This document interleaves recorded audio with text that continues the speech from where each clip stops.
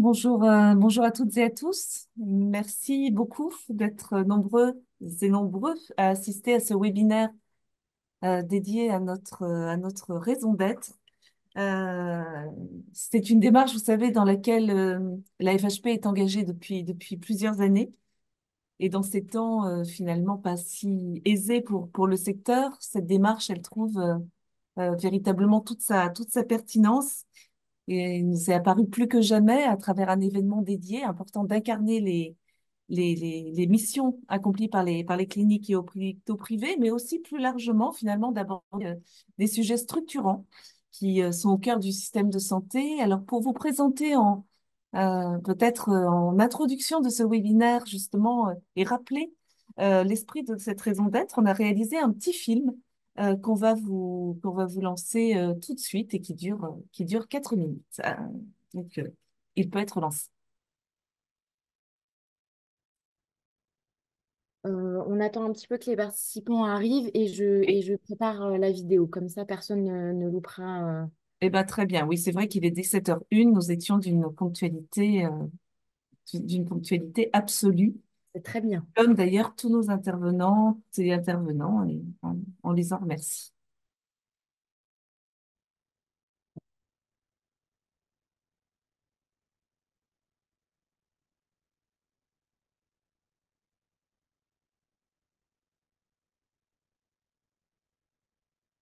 Est-ce que vous voyez bien l'écran? Tout à fait. Parfait. Donc, il est 17h02, je vais lancer la vidéo.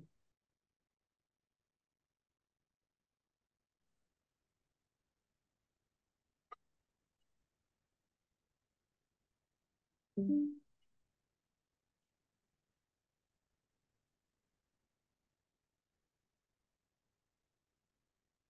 aurait dit que la FHP irait si loin? En adoptant notre raison d'être et aujourd'hui, en la mettant en œuvre, notre objectif est d'être reconnu très bientôt comme une fédération à mission. C'est fondamental, c'est cohérent, puisque nous représentons des cliniques et des hôpitaux au service de l'intérêt général. Alors, nous travaillons depuis plusieurs mois sur des engagements et des actions concrètes pour faire vivre cette raison d'être. Nous ne le faisons pas seuls, évidemment. La FHP n'existe que grâce, d'une part, à ses adhérents et d'autre part, à toutes nos parties prenantes et tous les partenariats que nous tissons avec notre environnement. La démarche engage donc toute notre famille, FHP au sens large, et sa réussite de notre démarche tiendra à la mobilisation de tout notre écosystème.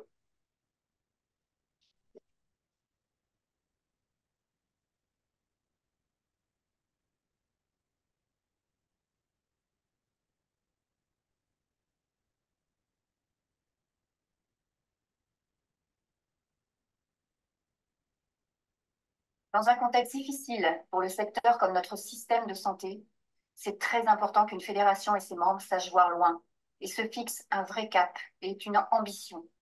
Alors décliner de manière opérationnelle la raison d'être, c'est quoi?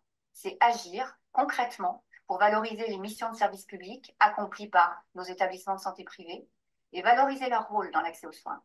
C'est agir pour développer les logiques de coopération entre public et privé, mais aussi avec l'ensemble des acteurs sanitaires et médico-sociaux. C'est agir en faveur de la formation et de l'attractivité des métiers. C'est agir pour un système de santé plus préventif, plus innovant et surtout engagé dans la transition écologique. Et c'est aussi défendre une vision pluriannuelle de la santé. Ce sont des sujets structurants, aussi bien pour la profession que pour nos établissements sur le terrain, nos professionnels. Ce sont aussi des enjeux de reconnaissance de toutes les actions menées au service des patients. Nous sommes des acteurs privés, certes, mais au service du public, et cela doit être vraiment mieux pris en considération.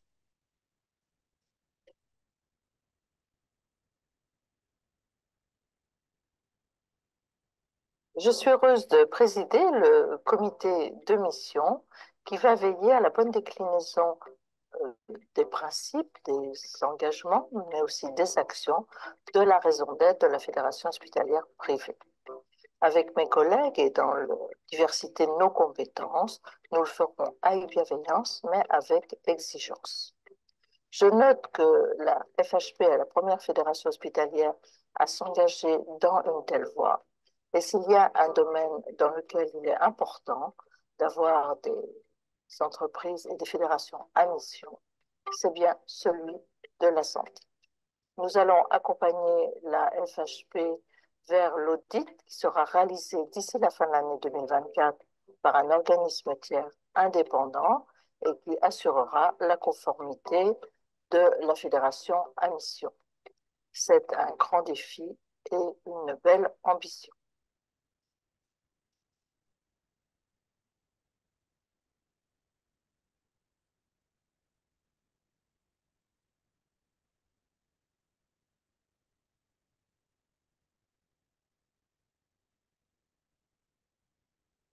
Alors, Catherine Deroche, après vous avoir vu dans ce film, hein, nous sommes ravis de vous retrouver en vrai dans ce webinaire parce que, alors, tout le monde vous connaît, je vais vous présenter très rapidement. Vous avez été pendant longtemps sénatrice, vous avez été présidente de la commission des affaires sociales du Sénat, donc avec véritablement un engagement très fort sur les enjeux de santé et vous avez accepté en 2023 d'être la présidente de notre comité de mission. C'est évidemment un grand honneur pour nous, aux côtés des 8 autres membres de ce comité de mission.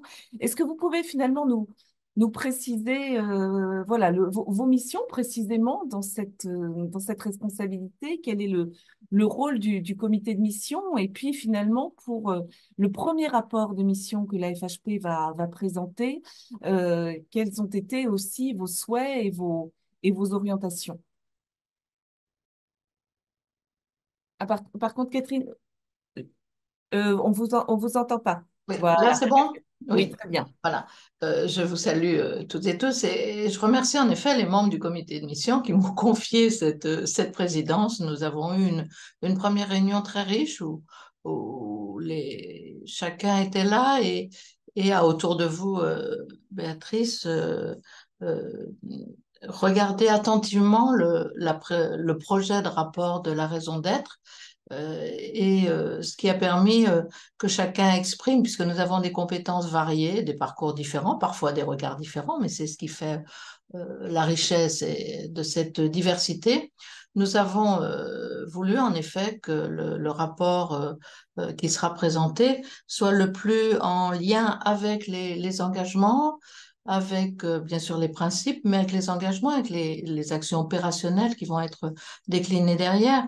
Et c'est vrai que la loi Pacte de 2019, elle a créé ces entreprises à mission et c'est bien que la fédération hospitalière, qui a un éventail très large d'adhérents, se soit engagée dans cette voie dans un moment où le système de santé, quand même, c'est un doux euphémisme de le dire, mais quand même en grande difficulté. Et il est important que la fédération hospitalière privée trouve sa place dans ce système et que cette place soit reconnue à sa juste valeur.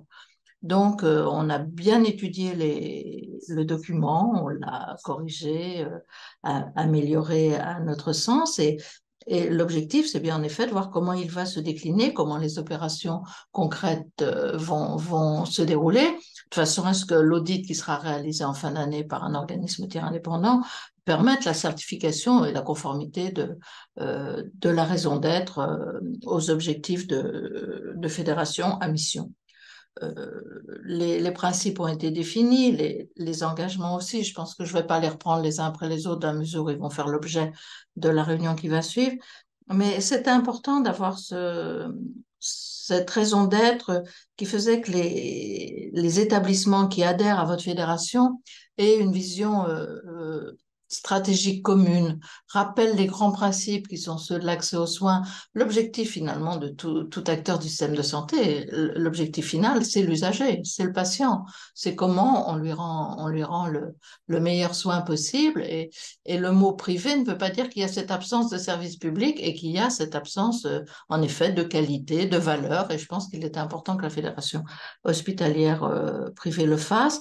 C'est ce à quoi nous allons nous attacher avec les membres du comité de mission, à ce qu'on ne dévie pas des principes et des valeurs qui sont celles que la raison d'être a établies dans ce premier rapport.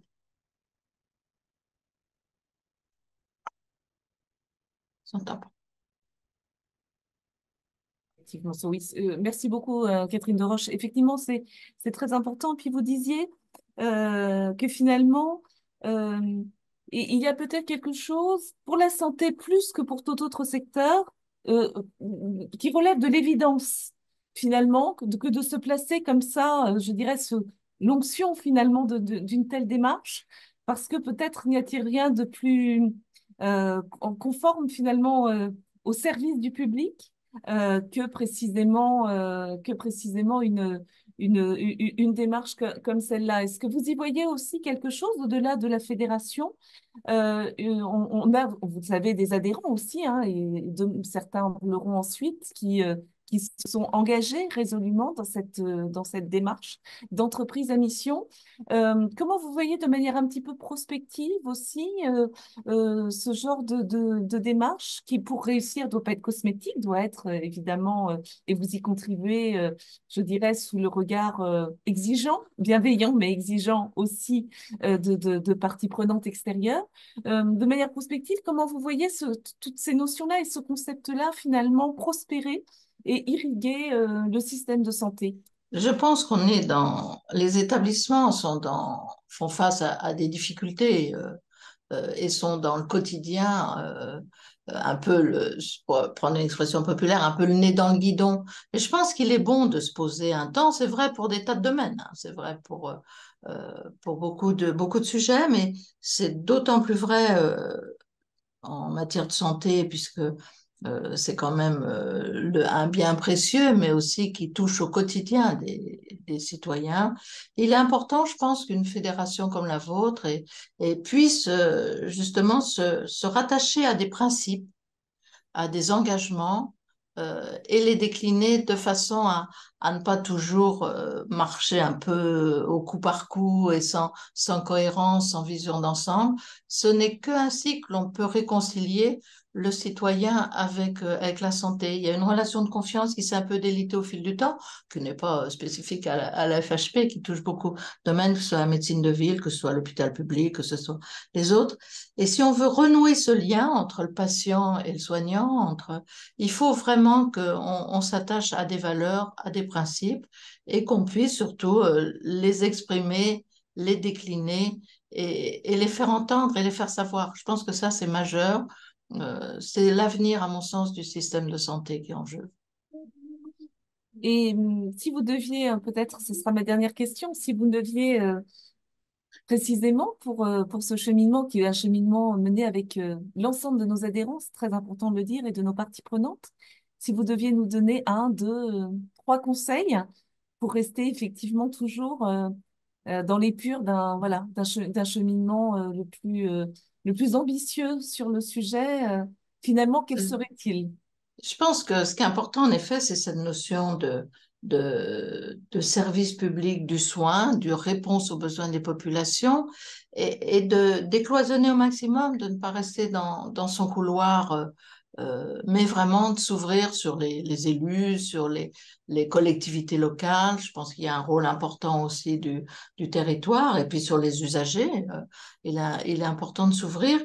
Et je pense que si on ne fait pas cette ouverture, ce décloisonnement, on n'arrivera pas à solutionner les problèmes actuels. Alors, vous me donnez, c'est vraiment une transition idéale. On n'a rien Euh, préparé, hein. On n'a rien préparé pour donner à présent la parole à Marie Daudet, parce que vous venez de parler effectivement de cette notion d'ouverture. Et c'est vrai que Lamine Garbier et Christine Schibler peuvent en témoigner.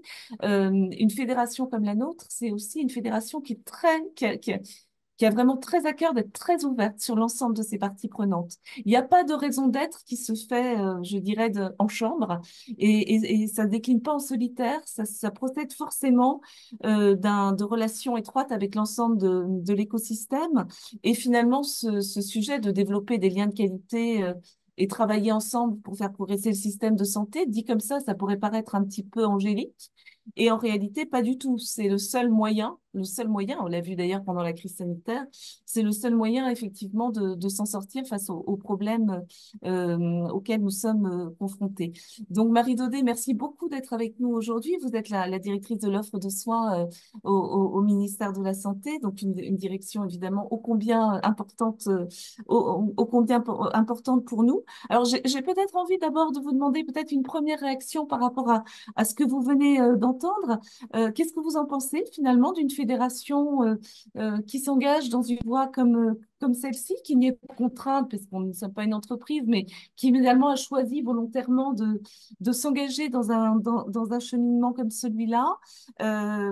On se dit que la santé sans doute est propice à ce genre de cheminement, mais quel regard portez-vous sur cette démarche initiée maintenant depuis plusieurs années? Merci beaucoup, bonsoir à tous. Donc moi d'abord, je voulais dire que je suis très heureuse d'être parmi vous ce soir et je remercie Lamine et Christine pour leur invitation. À la DGOS, la FHP est un de nos interlocuteurs réguliers et c'était important pour nous d'être là aussi pour faire notre présence, pour saluer la démarche qui est la vôtre, initiée par la Fédération de définir une raison d'être. Tout ce que j'entends là me paraît particulièrement, on va dire, d'actualité et intelligent. Donc, je ne peux que saluer la démarche et je retrouve tout ce qui peut nous réunir, des GOS et FHP à travers les grands principes et les grands objectifs opérationnels que vous avez évoqués. Enfin, ça fait totalement écho aux politiques qu'on met en œuvre, les logiques de parcours, de la prévention jusqu'à l'hospitalisation, le renforcement de l'égalité d'accès aux soins géographiques comme financières au bénéfice des patients, impliquer les patients, tous les enjeux soulignés autour de l'attractivité des métiers du soin, le pilotage par la qualité et la pertinence, et puis tout ce qui est éco-responsable et démarche éco-responsable. Donc, d'ailleurs, nous, à la DGOS, on est en train de se réorganiser en interne pour traiter au mieux certains des sujets qui ont été évoqués. Donc, je ne peux que partager tout ce qui a été, tout ce qui a été mis, tout ce qui a été mis en avant précédemment. Et peut-être vous pouvez nous en dire deux mots de cette justement réorganisation. Quels sont les objectifs poursuivis? Quels sont les enjeux à la fois, je dirais, de forme peut-être, autour peut-être davantage de visibilité ou d'identification, et puis de fond autour de la prise en charge finalement de nouveaux sujets. Quels sont, vous pouvez nous dire un petit peu voilà, les objectifs poursuivis de cette réorganisation? Parce qu'on est pour le coup très cohérent aussi par rapport à ce dont nous sommes en train de parler. Oui, bien sûr, tout à fait. Trois grands objectifs en général, hein, quand je décris un peu de la démarche qui a été la nôtre, qui a commencé en juin dernier, qui s'achèvera demain, puisque c'est demain qu'on lance la nouvelle organisation de la nouvelle DGOS.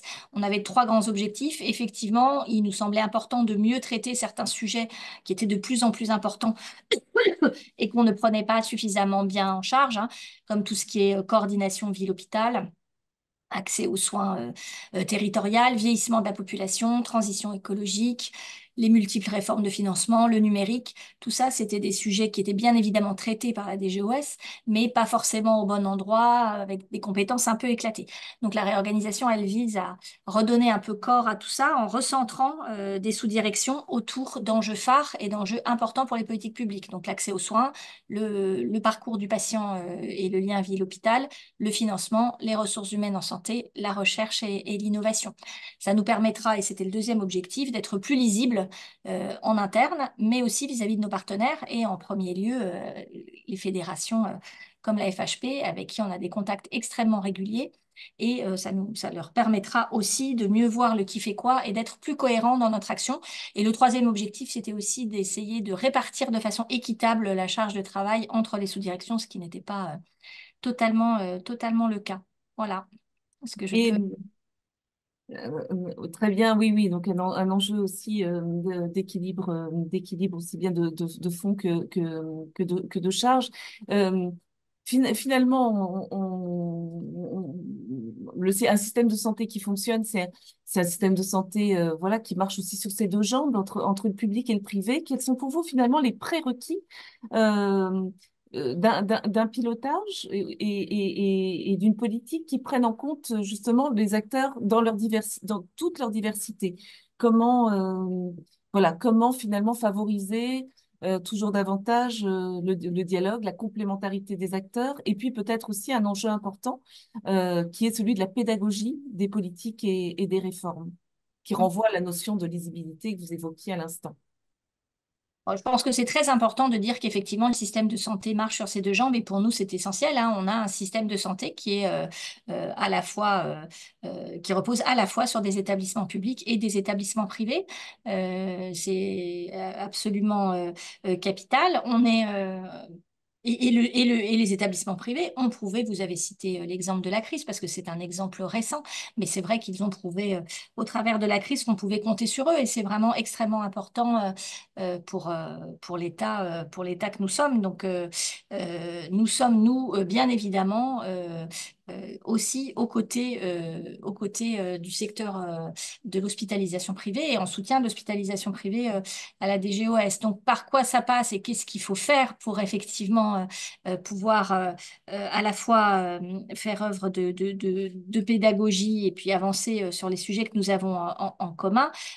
Pour moi, c'est le dialogue, hein, c'est le dialogue et l'écoute et l'existence de ce dialogue et de cette relation privilégiée, je crois qu'on peut dire qu'on a aujourd'hui, en tout cas entre la DGOS et la FHP. Pour nous, les retours de la fédération sont extrêmement précieux. Ils dépassent d'ailleurs largement la défense des intérêts des adhérents, même si celle-ci est présente, mais ça la dépasse largement.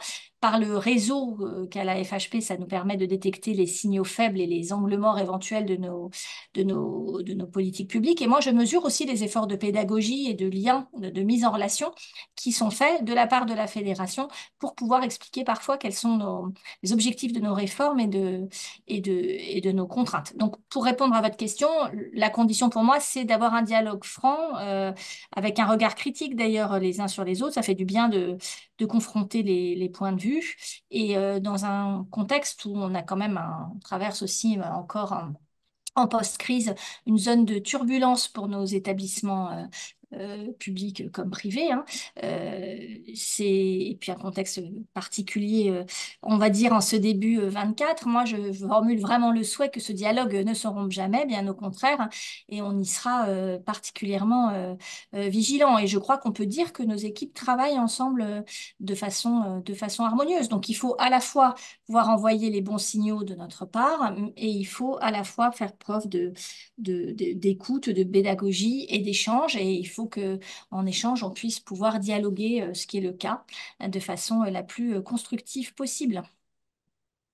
Merci beaucoup Marie Daudet. On a parlé à l'instant de dialogue et de coopération. Là aussi, évidemment, une transition toute trouvée avec peut-être le premier axe, je dirais, qui est vraiment structurant hein, pour notre raison d'être, c'est l'idée de faire émerger enfin un grand service public de santé et d'avoir une vision stratégique de long terme. Avec donc Jean-Carl Grelier et Jean Canarelli, je vais tout de suite laisser la parole au député de la Sarthe, député Renaissance de la Sarthe, Jean-Carl Grelier. Effectivement, on se connaît bien, vous connaissez bien la fédération, monsieur le député, et nous suivons toujours avec beaucoup d'attention vos travaux. Vous avez notamment travaillé une proposition de loi, qui est une proposition de loi extrêmement intéressante, qui pose effectivement les bases d'une vision de long terme de la santé et qui pose aussi ce service public de santé. Donc on sait qu'on n'a pas besoin de vous convaincre, au contraire, puisque vous êtes très, comment dirais-je, précurseur sur sur tous ces enjeux. Est-ce que vous pouvez nous dire pourquoi, finalement, ces sujets-là, qui sont en totale résonance avec notre raison d'être, vous avez décidé de les mettre, finalement, au cœur de vos travaux, au cœur de votre réflexion en tant que parlementaire, et puis, sans doute, j'imagine, qu'ils vont irriguer, justement, toute votre action aussi en 2024. Écoutez, merci d'abord de votre invitation. Je voudrais à mon tour saluer et Lamine Garbi, toute l'équipe de la FHP, saluer Catherine Deroche, qui fut non seulement une grande sénatrice, mais une très grande présidente de la Commission des affaires sociales de la Haute Assemblée, avec qui j'ai le bonheur de travailler depuis des années maintenant. Saluer Madame la directrice générale de l'offre de soins. Vous avez choisi un très beau terme, la raison d'être. Et quand on s'interroge sur la raison d'être, c'est qu'on s'interroge sur le sens. Et qu'est-ce qui fait sens dans notre système de santé aujourd'hui? Quel sens veut-on lui donner? D'où partons et où va-t-on? Et vous voyez, moi qui ne suis pas un professionnel de santé, mais qui m'intéresse à ces questions de près depuis des années, je déplore que notre système de santé et la santé en elle-même ne soient jamais considérés comme un élément politique de premier plan. Or, si l'on regarde bien la santé des Françaises et des Français, c'est le premier des sujets politiques, parce que c'est la seule politique publique qui s'intéresse à part égale à chacune et chacun de nos concitoyens, de la néonatalité jusqu'à la fin de vie. Et donc la santé implique non seulement une action politique, mais une vision politique.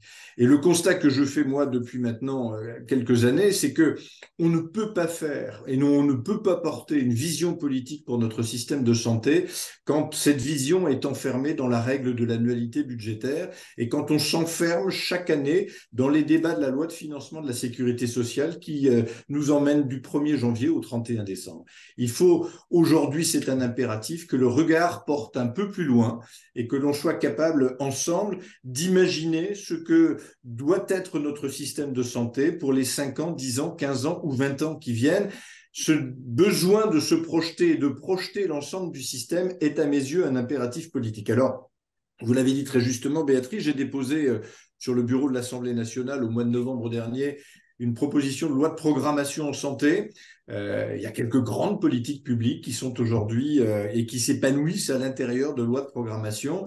Et l'idée, ce serait que nous ayons en commun sur mon texte ou sur un autre, mais cette vision pluriannuelle qui est indispensable à la bonne définition de ce que doivent être les priorités de notre système de santé. Et j'appellerai de mes voeux que chaque année, au printemps, comme parfois on le fait, Catherine s'en souvient, dans nos collectivités locales, eh bien nous ayons un débat d'orientation budgétaire et stratégique en santé pour que la vision politique de la santé des Français, qui est celle du gouvernement, puisse faire l'objet d'un débat devant la représentation nationale, d'un débat partagé, et que la loi de financement de la sécurité sociale redevienne ce qu'elle n'aurait jamais dû cesser d'être, c'est-à-dire la traduction budgétaire et comptable des orientations politiques arrêtées par le gouvernement et par la majorité.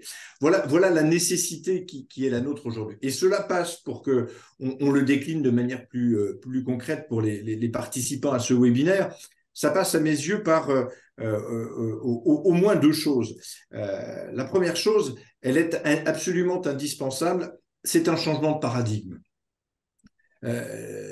Ça n'est plus à l'État de faire aux Françaises et aux Français une offre de soins. Pardon, Madame la Directrice Générale, et ça n'est évidemment pas une appréciation que je n'oserais pas porter sur l'action de votre direction. Mais il faut en revenir à la demande en santé des Françaises et des Français là où elles s'expriment, depuis les territoires où elles vivent.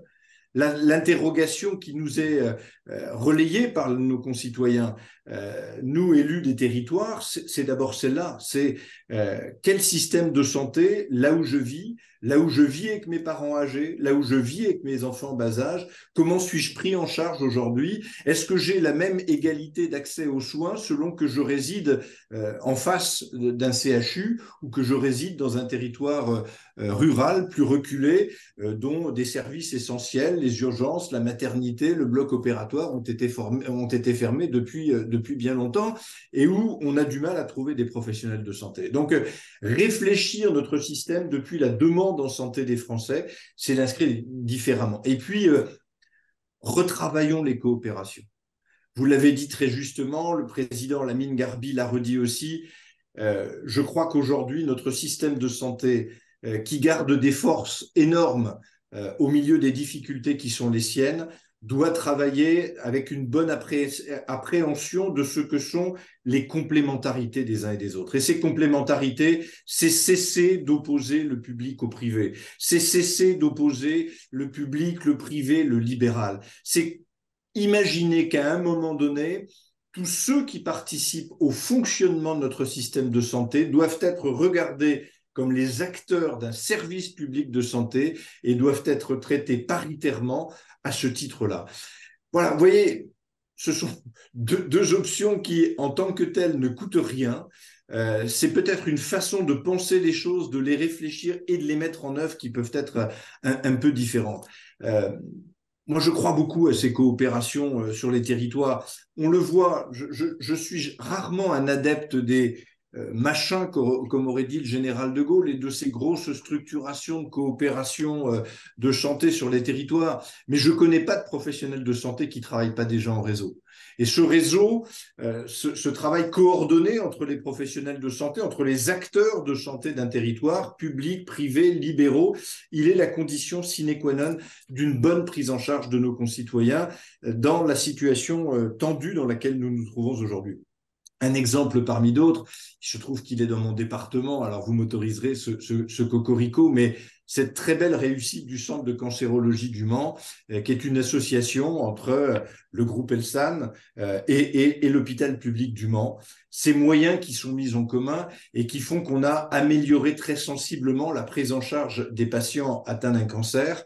Et vous savez, patient qui vient en chimiothérapie au centre de cancérologie aujourd'hui, il se moque pas mal de savoir quel est le statut du professionnel de santé qu'il prend en charge, savoir s'il est privé, s'il est public, s'il est libéral. Il veut juste être pris en charge dans les meilleures conditions, au plus près de chez lui, pour avoir le maximum de chances de guérison. Eh bien, réfléchissons, repensons à tous ces éléments qui ne sont pas contradictoires finalement avec la façon dont fonctionne notre système aujourd'hui, mais qui pourraient permettre de le regarder de manière un peu différente, de le penser de manière un peu différente, de le mettre davantage en cohérence et surtout davantage en perspective. Ce qui fait défaut, me semble-t-il, à notre système de santé, ce sont quelques grandes perspectives politiques. Il y a combien d'années qu'on n'a pas entendu un ministre de la Santé nous dire ce qu'était sa vision de la santé des Françaises et des Français à moyen et long terme. Reprenons ce chemin. La politique, c'est du temps long. C'est d'abord du temps long. C'est peut-être ce qu'on oublie trop souvent, mais on n'inscrit pas d'action politique sans parler de ce temps long et de cette gestion du temps. Retrouvons le sens de la hauteur, retrouvons le sens de la réflexion, et puis sur un texte comme celui que j'ai pu soumettre, ou sur tout autre, inscrivons notre démarche et notre réflexion en santé dans un cadre qui devienne pluriannuel, qui deviennent politiques et qui deviennent stratégiques. Ça me paraît aujourd'hui absolument indispensable. Alors, si, en vous entendant, et si nous devions paraphraser le slogan d'un parti politique, ce serait voir loin pour soigner bien, si j'ose dire. Et effectivement, sur ce sujet, je vais me demander la réaction de Jean Canarelli. Jean Canarelli est donc adjoint de la FHP Sud-Est et également président du conseil départemental de l'Ordre des médecins de la Corse du Sud. J'imagine, Jean, que lorsque tu entends ça et quand effectivement, le député porte aussi ce service public de santé qui serait inclusif de tous autour de missions. Ce sont quelque chose qui est des enjeux qui sont totalement aussi évidemment en résonance avec ta pratique, avec tes responsabilités et avec tout ce que tu connais du secteur et du monde de la santé. Oui, Béatrice, c'est tellement bien dit que je n'aurais quasiment rien à rajouter, tellement je vais être obligé de paraphraser ce que Jean-Carl Grelier vient de nous présenter. Et puis quand même, il y a Catherine Deroche qui nous a fait une très belle introduction d'émission, et on voit bien que la restructuration de la DGOS exposée par Marie Daudet va aussi dans le sens général de l'évolution. Je crois qu'on est tous d'accord, en tout cas autour de cette vision. La santé doit évoluer. On doit avoir une vision à long terme, on doit avoir une vision politique qui doit changer. Et dans ce sens, la FHP a décidé de marquer son engagement d'entreprise à mission en adhérant quand même à un certain nombre de valeurs fortes, hein, et c'est ce cadre qui aujourd'hui va être le sien, qui part quand même sur des principes et des valeurs qui sont très clairs. On doit promouvoir et engager les hôpitaux et cliniques privées dans des missions de service public, hein, ce qu'a dit le député Jean-Carl Grelier, au service de l'égalité et d'accès aux soins partout sur les territoires, de la prévention et de la santé publique. Je crois que c'est clair. Et malgré aujourd'hui le contexte qui est quand même un petit peu compliqué par nos établissements, la FHP recevant 9 millions de patients chaque année, 122 services d'urgence, 40% des patients atteints de cancer sont pris en charge chez nous par nos 40 000 médecins et nos 150 000 salariés. nous voyons bien que nous avons un engagement qui est fort dans la santé publique et on l'a encore plus vu lors de la crise Covid et maintenant en post-Covid, la prise en charge de ce qu'on appelle maintenant vulgairement et trivialement la dette sanitaire. Donc on est là pour se battre pour notre population, pour nos patients. Alors effectivement, nous avons quand même un petit regret. Hein. Ce petit regret, c'est que nous ne sommes pas reconnus tout à fait à la hauteur de la mission que nous remplissons. Hein. Il faut le dire et le redire, et le député Jean-Carl Grelier l'a bien dit, hein, c'est important. La mission, c'est de soigner les patients, de soigner tous les Français. Donc, on a un certain nombre d'engagements à avoir. On doit pouvoir d'ailleurs remplir nos missions premières, on doit assurer une rémunération à tous nos salariés, on doit investir pour que nos établissements restent à la pointe, et on doit s'engager dans les missions que nous fixons aujourd'hui. Et je suis sûr que Catherine Deroche sera très attentive à ce que nous y soyons. Hein, je crois que c'est très clair et ça va être son rôle et c'est un beau rôle. Et on doit tout simplement prendre soin de ce qui nous est le plus cher, nos patients. Voilà, donc cette prise de conscience aujourd'hui du besoin d'évolution de nos établissements et de la médecine en général, c'est ce qui nous, à la fois notre crainte et notre angoisse. Il faut, et ça a été dit précédemment, il faut engager ce changement, il faut changer de paradigme, et la FHP pour ça s'y engage de manière très forte. Il faut que notre modèle de santé il évolue. Il faut travailler désormais sur des parcours patients avec comme seul fil rouge leur prise en charge. Arrêtez de penser que le statut de l'établissement fait la mission. C'est pas vrai, on le voit bien. La santé publique ne peut pas être assurée uniquement par le service public. Le service public a toute sa place pleine et entière, mais nous aussi. Les soins dans une région sont obligatoirement centrés sur tous les établissements, plus uniquement sur un hôpital. Il ne manque pas d'exemples de prise en charge en urgence, en maternité, en SMR, en psychiatrie, en réanimation, en cancérologie, où les établissements privés ont une place très importante dans les régions. Et je ne vous parle pas de cette crise que j'ai évoquée tout à l'heure, où nous avons tous répondu présent, public-privé, la main dans la main. Alors, ça serait vraiment un gâchis, et ça serait même un reproche pour les générations à venir que nous aurions à supporter. Donc, la santé elle-même, et ça a été dit en filigrane, la santé elle-même est elle-même malade dans notre pays. Mais c'est une maladie qu'on peut guérir. Nous arrivons à la fin d'un cycle. Il va falloir évoluer, il va falloir renouveler notre rapport à la santé publique, aux malades et leur parcours. Pour ça, nous avons tous des compétences. Et ces compétences communes, elles sont différentes. Effectivement, elles sont différences de soins, différences de prise en charge, mais elles ne peuvent que nous enrichir. Si nous les mettons en commun, pour le bien de tous, c'est une richesse. Et la diversité sera une richesse. Les médecins aujourd'hui, et je suis président d'un conseil départemental de l'Ordre des médecins, je peux en parler, ils sont demandeurs de travailler sur différents plateaux, de différentes manières. Ils souhaitent à la fois avoir un exercice libéral, un exercice salarié, exercer en établissement, qu'il soit public ou privé. Il faut en tenir compte. Ce sont des acteurs de premier niveau dans la santé. Les patients, c'est pareil. Ils veulent eux aussi aller où ils seront le mieux pris en charge et eux où ils pensent être le mieux pris en charge. Il faut les écouter. Peu importe que ce soit du public ou du privé pour eux. Peu importe que ce soit en hospitalisation complète, en ambulatoire. Le patient, et j'ai la chance d'être vice-président de la CRSA de Corse, les usagers de la santé, parce que ce sont des usagers, sont très demandeurs de clarté, sont très demandeurs de prise en charge claire pour eux. Donc, il faut reconstruire aussi cette démocratie en santé. Pas ce qu'on a créé encore aujourd'hui, il faut la faire évoluer. La CRSA, ce n'est pas suffisant. Il faut qu'il y ait plus d'échanges avec les patients. Tout le monde a trouvé sa place. Et donc, ce service public de santé, qui est appelé de nos voeux, doit intégrer tout le monde, qu'on soit professionnel du public, du privé, des libéraux, et qu'on soit patient ou même l'entourage des patients. De la même façon, ça a été évoqué par le député, nous ne pouvons plus attendre le mois d'avril pour avoir des tarifs qui seront à partir du 1er mars, avec 2 mois de retard. On a besoin d'une vision pluriannuelle, on a besoin d'une vision sur le long terme pour savoir dans quoi nous devons nous engager, vers quoi nous devons nous diriger. On doit arriver à une véritable maturité avec des engagements réciproques dans la durée, avec les parlementaires, les pouvoirs publics, l'assurance maladie. Alors, nous avons tout. Nous avons les outils humains, nous avons les outils matériels pour aller dans ce sens. Mais il faut que la volonté y soit. Faute de quoi, hein, c'est quoi qu'il faut s'en rendre compte, nous continuerons une espèce de spirale descendante, mollement, avec un malaise croissant. On voit ce malaise des patients, des professionnels de santé, de tous les utilisateurs. Alors, il y a dans toutes les régions des envies d'évoluer. Dans la mienne en particulier, que je connais bien, on a travaillé à la demande de la collectivité de Corse à un projet de CHU. Ce projet de CHU, en ayant travaillé dans plus de 80 commissions, on a travaillé avec les publics, les privés, les URPS, les patients, Et vers quoi nous sommes arrivés? Vers un projet innovant qui ne correspond pas du tout au CHU actuel, qui se veut public-privé multisite. On est dans la coopération, on est dans le partage, et on est tous, tant qu'on est, vers une direction commune qui est la prise en charge d'un parcours qui n'est pas un parcours de soins, qui est un parcours de vie pour les patients. Donc voilà, on a fait la même chose pour un institut du Merci. cancer virtuel. Et donc, on est dans le schéma où il ne faut pas plus soigner, il vaut mieux soigner dans un esprit d'innovation. Et effectivement, nous devons tous collectivement accompagner les patients dans leur parcours de vie en alternant promotion de la santé, prévention et soins, tous unis dans cette même mission. Il faut avoir Merci. cette vision à long terme. Merci Jean, merci beaucoup pour ce message autour de ce service public de santé finalement pleinement inclusif et d'avoir mentionné les patients et la démocratie sanitaire. Peut-être un mot très rapidement, Jean Cadrelier, on est un tout petit peu en retard, mais peut-être quand même un petit mot de la fin. Désolé. Dites-nous quand est-ce que votre proposition de loi va être inscrite dans l'ordre du jour de l'Assemblée nationale. Un scoop.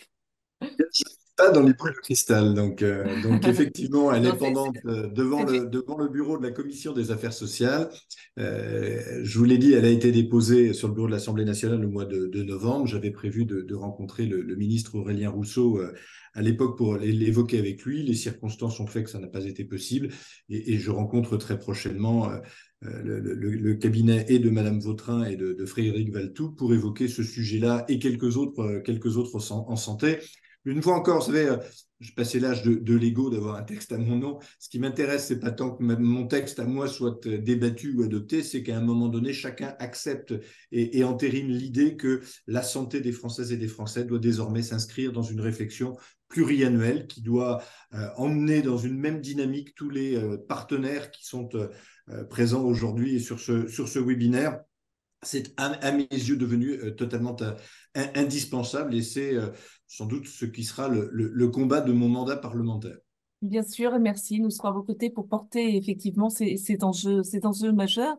Et on va continuer finalement à tirer dans la suite de notre webinaire le fil que nous avons commencé à initier avec Marie Daudet justement sur ces relations participatives et constructives avec l'ensemble de notre écosystème. Et eh bien, il y a un travail que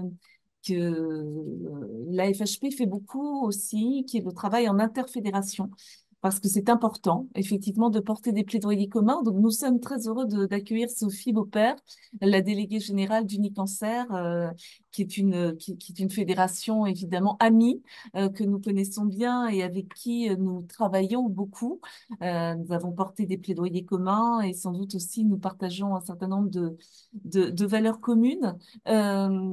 Sophie, moi, ce que j'ai envie de te demander, c'est, voilà, tu vois bien cette raison d'être qui est très orientée aussi vers, effectivement, vers l'ensemble de nos parties prenantes.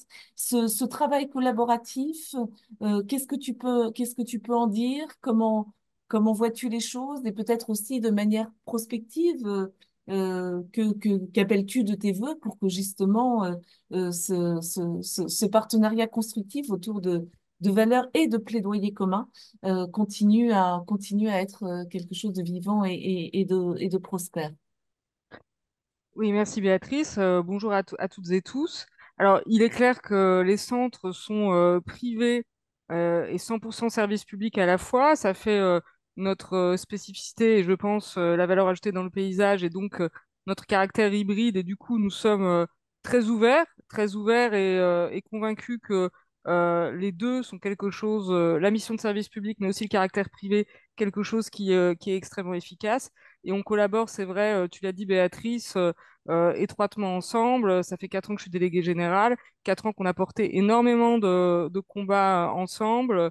Je dirais, bien sûr, au moment de la crise Covid, avec la volonté de pouvoir faire face à la situation en premier lieu, mais aussi, d'ailleurs, juste avant le premier protocole, j'espère que c'est pas le dernier, premier protocole de pluriannualité que nous avons porté en interfédération, bien sûr, et qui était quelque chose de positif même si la crise Covid a compliqué après sa mise en œuvre. C'est pour citer quelques exemples que l'on a pu effectivement porter ensemble. Clairement, on a des valeurs communes.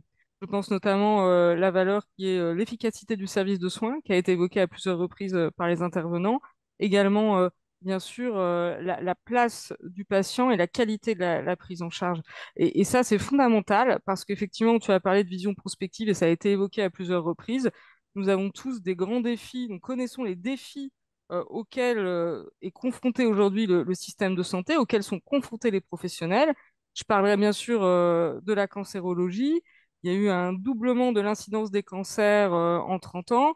Nous devons faire face au vieillissement de la population. Nous avons des défis sur le plan de la démographie médicale et soignante qui sont majeurs. Et en même temps, il y a des solutions. Il y a des solutions de par les innovations techniques et scientifiques formidables qu'on connaît par exemple en cancéro, grâce aussi aux outils numériques. Encore faut-il que nous soyons en capacité collectivement de pouvoir s'emparer de ces leviers pour faire face aux défis. Et la seule façon de pouvoir le faire, c'est en travaillant ensemble et en pouvant euh, porter des projets en commun et en faisant en sorte que l'ensemble de l'organisation, et notamment le système de financement, permettent de favoriser ce travail en commun, fondé sur des projets, des objectifs qui sont l'amélioration de la prise en charge et des parcours des patients. Et ça, c'est possible. C'est possible. Je prendrai des exemples concrets. Par exemple, en cancérologie, il y a actuellement un article 51 sur les chimiothérapies orales à domicile, dans lequel il y a des établissements de tout statut, dont des établissements de la FHP. On va bientôt, je l'espère, pouvoir porter un projet majeur sur la prévention envers les personnes à haut risque de cancer, là encore dans le cadre d'un article 51, dans lequel va être embarqué le groupe Elsan, pour citer un exemple. Et c'est des projets qui sont très différenciants, puisqu'ils vont permettre de pouvoir travailler en commun, établissements de tout statut et également, bien sûr, professionnels libéraux. Donc c'est vraiment une conviction très forte que l'on va pouvoir de plus en plus développer des projets qui vont, je l'espère, un peu casser ces frontières artificielles quand on parle de prise en charge, notamment du cancer, comme ça a pu être évoqué à plusieurs reprises. Et puis un autre axe fondamental, ça a été évoqué, de collaboration qui va permettre d'améliorer l'efficacité du système, ça a été évoqué notamment par Jean-Carl Grelier, c'est la pluriannualité. On ne peut pas avoir des objectifs en matière de prévention et d'innovation, notamment, sans avoir une vision pluriannuelle pour permettre aux acteurs de se projeter, pour permettre aussi d'avoir des résultats qui sont sur une échéance de 4 à 5 ans et pas une échéance annuelle, pour pouvoir se projeter sur des économies même qui peuvent être faites à moyen terme. Donc c'est une vraie conviction que l'on a et que l'on porte en commun. Il y a également euh, pour être rapide, trois orientations qu'on porte ensemble en interfédération. Je citerai en premier lieu, bien sûr, l'enjeu de la formation. Ça a été évoqué. Pour faire face aux grands changements qu'il y a à la fois sociétaux et en matière de système de santé et de défis, notamment démographiques, il faut pouvoir vraiment aider et soutenir toutes nos structures en matière de formation. On a porté des propositions, en particulier Christine Schibler, qui a vraiment été tête de pont de ces sujets pour l'ensemble de nos fédérations. On est effectivement en attente de pouvoir avancer. Il y a vraiment des vrais besoins et c'est fondamental pour pouvoir adapter en fait nos structures aux changements que j'ai évoqués. Et puis, il y a également bien sûr les data, les données. C'est quelque chose auquel nous sommes attachés. Nos deux fédérations, on en parle souvent. Comment pouvoir encore davantage utiliser les données, bien sûr anonymisées et de manière sécurisée, pour pouvoir améliorer la prise en charge et bien sûr aussi la recherche. Et il y a encore pas mal de choses à faire de manière très concrète. Je pense par exemple à l'accès à la base de données diamants qui pourrait faciliter les choses, par exemple pour des structures notamment privées. Euh, et enfin, il y a bien sûr tout ce qui concerne la qualité de la prise en charge. Nos deux fédérations portent en commun des propositions de manière récurrente sur ces sujets. On a des vraies convictions. Il faut que le financement donne encore une part encore plus importante à la qualité, aux indicateurs qualité, mais à une qualité qui a du sens pour les professionnels et les patients. Et c'est notamment toute la qualité qui est évaluée directement par les patients, les PROMS et les PREMS qui en cancérologie sont si fondamentaux et qui vont permettre de pouvoir concrètement porter des objectifs, notamment d'amélioration des délais de prise en charge, par exemple, si importants en cancérologie. pour vous donner quelques exemples. Voilà, vous le voyez, on est très en lien pour porter des choses finalement ambitieuses et qui vont permettre de pouvoir écrire le futur du système de santé et de la prise en charge des cancers en particulier. Un grand merci, Sophie, pour ton intervention. Et effectivement, tu en es le là de quelques thèmes que nous allons aborder ensuite. Madame Rascagnard, et merci beaucoup d'être là parce que nous parlerons aussi des enjeux de formation, la qualité avec Amélie Lancio. Donc, effectivement, tu as parlé de sujets vraiment fondamentaux. Et puis, en filigrane aussi, je lisais à travers tes propos que finalement, alors que le monde de la santé est en plein bouleversement, que des mutations incroyables nous attendent, effectivement, le maintien des cloisonnements et des corporatismes est quand même une aberration absolue et je te rejoins absolument. Alors, s'il est bien un lieu aussi qui est un lieu de réunion, n'est-ce pas, Jean-Paul Segade, président du think tank, le CRAPS, qui est le cercle de réflexion et d'analyse sur la protection sociale, donc qui est au-delà du champ de la santé, hein, qui est vraiment sur l'ensemble des enjeux de la protection sociale et qui est vraiment un lieu aussi de rencontres et de travail des acteurs de tous ces champs. Bon, c'est un moment que nous, la FHP, chemine aux côtés du CRAPS et on est comme partenaire à présent et très heureux de l'être parce que pour nous, c'est très important de contribuer au débat des idées dans un think tank comme le vôtre. Comment vous voyez finalement, peut-être une réaction à ce que vous avez entendu, évidemment, et qui doit faire pleinement écho à certaines de vos convictions. Et puis, comment vous voyez finalement le rôle d'un think tank comme le vôtre, qui réunit encore une fois une très grande diversité d'acteurs au sein du système de santé, avec la puissance publique, comment passer aussi des idées justement à l'action. Voilà, comment vous vous positionnez là-dedans et puis peut-être comment vous regardez aussi une démarche comme celle de la FHP sur les missions. Merci de m'avoir invité. Merci de votre confiance à l'égard du CRAPS. Je rappelle que c'est un lieu de réflexion qui a pour objectif de rassembler pour émettre des idées, des débats, mais non pas de réduire. On ne sort pas dans les dogmes. Moi, j'avais envie quand même de, peut-être en écoutant les intervenants, de leur faire observer deux choses. La première, ce que la grand-mère de la mine aurait pu dire comme la mienne, est art au képhazen. C'est-à-dire, pour ceux qui ne comprennent pas l'occitan, maintenant, qu'est-ce qu'on fait? Parce qu'on s'aperçoit que derrière le discours, on est tous d'accord sur les problématiques qui ont été soulevées.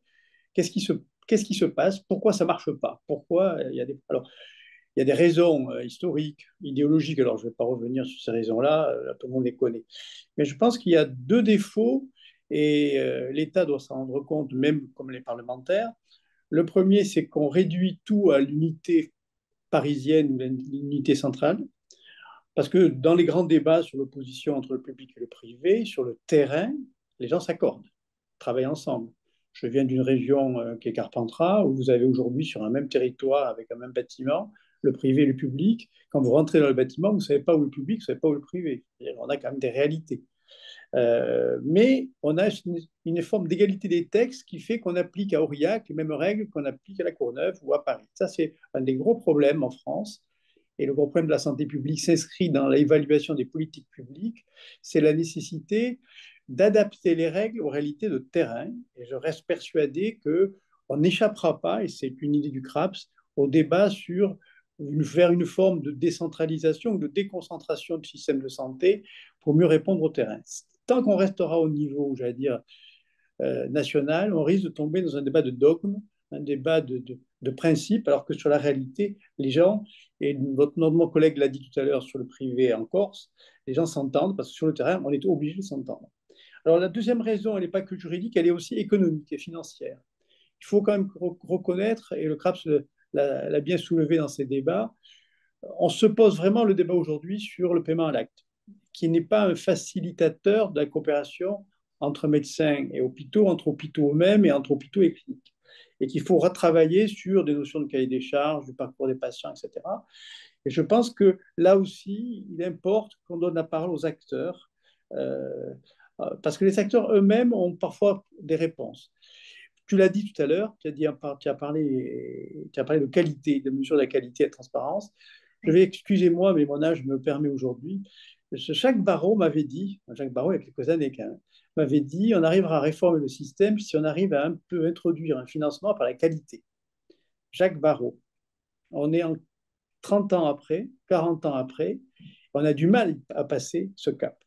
Et pour cela, et c'est là l'intérêt du travail qu'on fait ensemble, je pense qu'il faut faire confiance aux acteurs. Je reste quand même persuadé que les hommes ne sont pas naturellement bons ou mauvais, qu'ils sont stimulés par les règles de gestion qu'on leur donne. Et ces règles de gestion devraient nous amener à avoir des financements qui favorisent la coopération plutôt que de financer des structures, financer des modèles. L'objectif, c'est de financer des parcours. Et notre sénatrice, que je salue, parce qu'elle a toujours bien travaillé dans une réflexion très dynamique, on s'inscrit dans cette logique et dans une dynamique d'un financement qui aide la prise en charge du patient. Parce que face à ceci, et c'est peut-être ce qu'on voudrait travailler avec vous, face à ceci, on a des grands défis. Le défi, vous l'avez dit, sur l'intelligence artificielle, comment l'intelligence artificielle va bouleverser notre organisation. Sur la valeur travail, on revient à la fois de la Suède, des Pays-Bas, on voit bien que le concept de valeur travail a changé. Ce n'est pas, j'allais dire, faire insulte au fait de dire qu'aujourd'hui, quand un médecin s'en va, il en faut deux pour le remplacer. Mais je remarque d'ailleurs que les Français, qui sont parfois très exigeants en critiquant l'État ou les acteurs de santé parce que dans les 2 heures, ils n'ont pas une réponse, acceptent que leur jardinier, leur plombier mettent 2 jours pour répondre à leurs demandes. Mais c'est peut-être parce que c'est gratuit qu'on est plus exigeant, mais ça c'est un autre débat. Et donc, face aux défis, on doit faire œuvre de prospective. Pour faire œuvre de prospective, il faut qu'on puisse réfléchir dans un cadre général, dans un cadre qui nous permette d'anticiper, et je le disais tout à l'heure avant de commencer, dans un cadre européen. Je ne crois pas aujourd'hui que la solution passe uniquement par des solutions françaises et qu'il faut avoir le courage d'ouvrir la porte, d'ouvrir la fenêtre, de regarder ce qui se passe sur la prise en charge des urgences, en Suède par exemple, sur la responsabilisation des acteurs économiques, voir le modèle allemand. Et on peut essayer de tirer de toutes ces leçons des principes qui nous permettront de faire évoluer notre système. C'est ça l'intérêt du CRAPS. Je sais qu'on travaille ensemble, on doit continuer à travailler ensemble parce qu'on a quelques idées de travailler en commun, mais le CRAPS, c'est le lieu, je répète, où on veut rassembler, travailler ensemble pour essayer de dégager des principes, non, mais pas une doctrine. Parce que moi, je me méfie toujours dans doctrine, il y a aussi dogmatique derrière. Donc, je méfie un peu, je préfère parler de principes. Mais votre démarche est une démarche qui intéresse beaucoup le CRAPS parce qu'elle permet une ouverture. Je reste quand même confiant que par l'ouverture de nos organisations, on doit faire rentrer un peu d'air frais, à la fois dans le droit public, dans les règles de gestion, dans les règles financières. Avec quelques petits mots que je voulais vous dire sur l'intérêt de contribuer à votre réflexion. Mais moi, je ne vous cache pas, je suis très heureux de voir qu'au niveau du CRAPS aujourd'hui, on a la même table lorsqu'on travaille et on va recevoir le ministre M. Valtou prochainement. On a la FHP, la FEAP, le privé, le public, les autres différents ordres, être là et essayer de réfléchir en commun. Ça ne veut pas dire qu'il faut réduire tout ça en un seul discours. Il faut accepter la pluralité des discours pour avoir une démarche qui soit plus cohérente. Voilà les quelques petits mots que je voulais préciser. Eh bien, c'est réciproque parce qu'effectivement, si le CRAPS s'est intéressé par la démarche qu'on a initiée, nous, effectivement, on est, voilà, en tant que fédération, très, très intéressés par ce qu'impulse CRAF, par les travaux, et on essaye au maximum, effectivement, d'être contributeur voilà, à la sphère des idées en santé, mais une sphère des idées qui reste pas, je dirais, éthérée, qui reste aussi, qui se traduit aussi par des actions concrètes. Et ce benchmark européen et international que vous faites, d'ailleurs, il contribue. On parlait tout à l'heure, et c'était, je crois, Jean Canalirelli en parlait, et je vais donner la parole à présent à Claude Rambaud et on est très heureux de l'accueillir en vice-président de France Assos Santé. Euh, on parlait tout à l'heure effectivement de l'importance aussi d'un service public de santé inclusif avec les acteurs de la démocratie sanitaire et plus largement avec effectivement les patients. Ça peut paraître un lieu commun comme ça et pourtant c'est fondamental. En fait, hein, c'est ce que tu disais, Jean, c'est véritablement absolument essentiel. Et moi, j'ai envie, voilà, peut-être de demander à Claude Rambaud, on connaît évidemment et on travaille avec France Assos Santé, mais quelles pourraient être les voies pour précisément toujours mieux travailler ensemble et au-delà des plaidoyers, parce qu'on évidemment, on peut avoir des plaidoyers communs dans l'intérêt premier du patient. Comment on dépasse aussi hein, les statuts et les cloisonnements que vous déplorez également dans dans vos engagements, en appelant voilà, sans doute moins de dogmatisme, plus de pragmatisme, et qu'est-ce qu'on peut partager précisément ensemble autour de tout ça. Alors, bonjour et merci Béatrice, Lamine, et merci à tous de nous donner la parole au sein de cette assemblée très au fait des choses d'après ce que je vois. Et je me réjouis beaucoup de tout ce que j'ai entendu des intervenants précédents et je pense que je vais un petit peu rebondir dessus parce que ça va resservir. Vous avez parlé de fil rouge, de la prise en charge tout à l'heure, je crois que c'est Monsieur Canarelli qui en a parlé. J'irai sur ce fil rouge-là. Oui, bien sûr, le fil rouge de votre travailler ensemble, s'unir pour améliorer le système de santé, c'est effectivement la qualité de la prise en charge. Ça, il n'y a pas de doute. La prise en charge, vous avez dit le fil rouge, la prise en charge, mais quand on parle de prise en charge, on parle forcément d'une prise en charge de qualité. Donc, cette prise en charge de qualité, elle met une chose qui est essentielle aujourd'hui, c'est la sécurité du patient au cœur de toutes les décisions. Et quand je dis toutes les décisions, de toute la chaîne de décision. Vous avez mis le doigt plusieurs fois sur l'hypercentralisation de notre système, ce qui veut dire qu'on va partir du ministère, je n'irai pas au-dessus jusqu'au château, mais enfin, disons du ministère, encore que dans la crise, on a bien vu que le château avait sa place, mais jusqu'au patient. C'est l'implication de tous. Alors, ce n'est pas seulement au service du patient, mais c'est aussi avec le patient. Vous savez que une de nos, comment je dirais, on répète souvent, on reprend souvent les propos de Gandhi, c'est que tout ce qui est fait pour moi, sans moi, est fait contre moi. Donc, vous avez évoqué la démocratie sanitaire, et dans cette démocratie sanitaire, il y a tous les acteurs, bien entendu les élus, les établissements, les institutions, mais il y a les professionnels et il y a bien entendu aussi les patients. Donc, ça, c'est très important pour nous que la sécurité soit véritablement au cœur de toutes les décisions, quelles qu'elles soient, où que soit prise la décision, aussi bien au lit du patient que, par exemple, en CNOS, en XOS, quand on décide de l'organisation de l'offre de soins, qu'en CNOS aussi, on a tous notre responsabilité là-dedans. Et je n'irai pas, bien sûr, sur la relation extrêmement individuelle, patient, mais on pourrait aussi se placer là-dedans. La démocratie sanitaire, elle est aussi dans la parole du patient lors de sa prise en charge, qui est strictement individuelle, à travers notamment la décision partagée, la préférence patient, qui sont des évolutions vers lesquelles on va depuis quelques années, qui ne sont pas encore très développées parce qu'il y a à la base des changements culturels, mais qui viennent. Alors, dans cette qualité de la prise en charge qui doit rester le seul fil rouge de toutes ces décisions, bien entendu, je reviendrai pour quelque chose auquel nous sommes attachés et qui a été évoqué par M. Canarelli aussi, je crois, mais aussi par d'autres, et par M. Segad, l'hypercentralisation des décisions.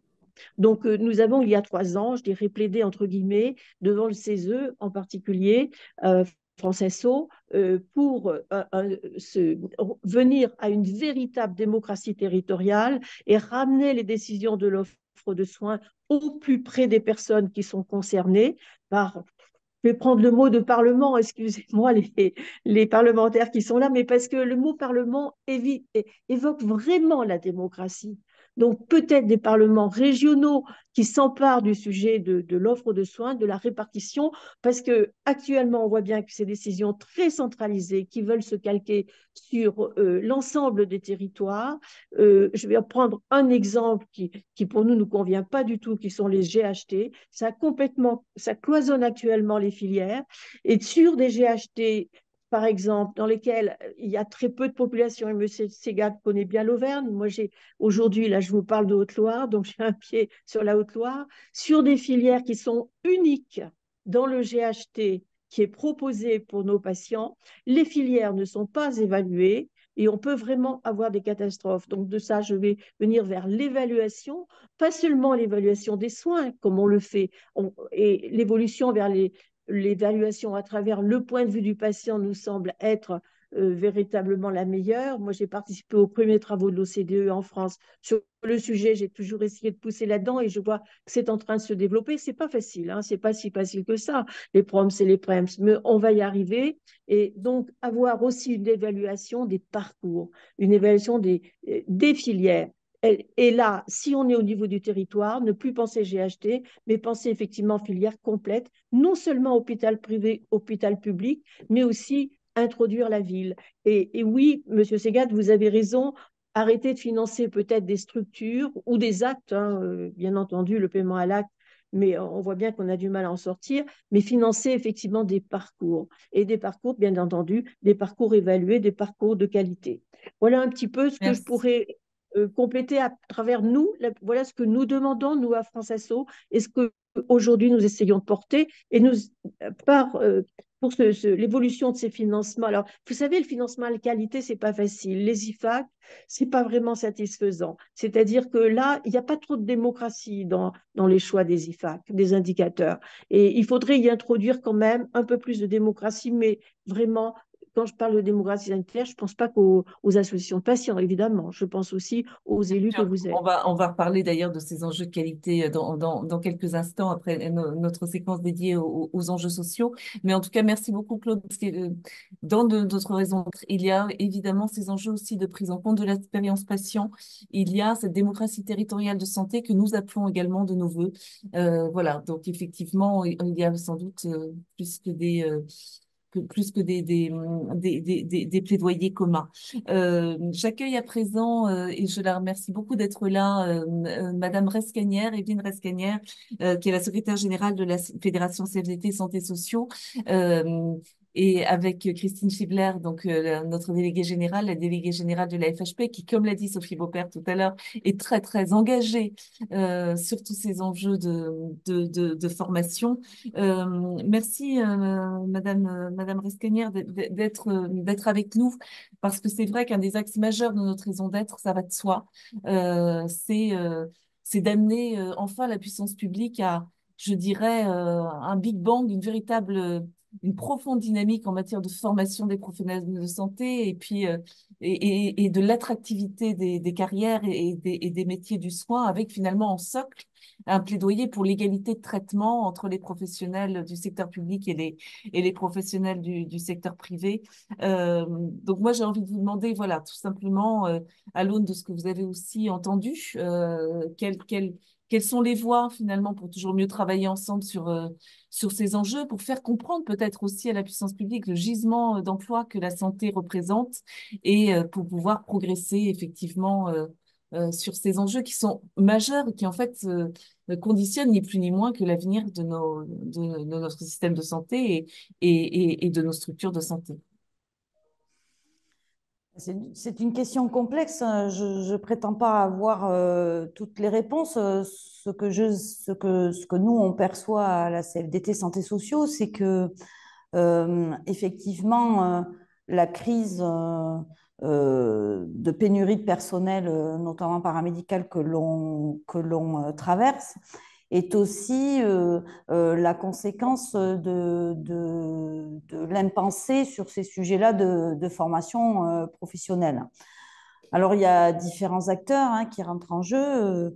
Il y a aussi la formation professionnelle, c'est aussi une compétence régionale. Donc, il y a à travailler sur les territoires régionellement avec les établissements de santé, enfin, en tout cas, tous ceux qui emploient des professionnels de santé, et ils sont nombreux, puisqu'il en faut aussi dans le handicap, il en faut aussi dans le social, il en faut dans la petite enfance, il en faut partout. Donc, je pense qu'on a les projets de territoire sur ces sujets-là doivent prendre corps.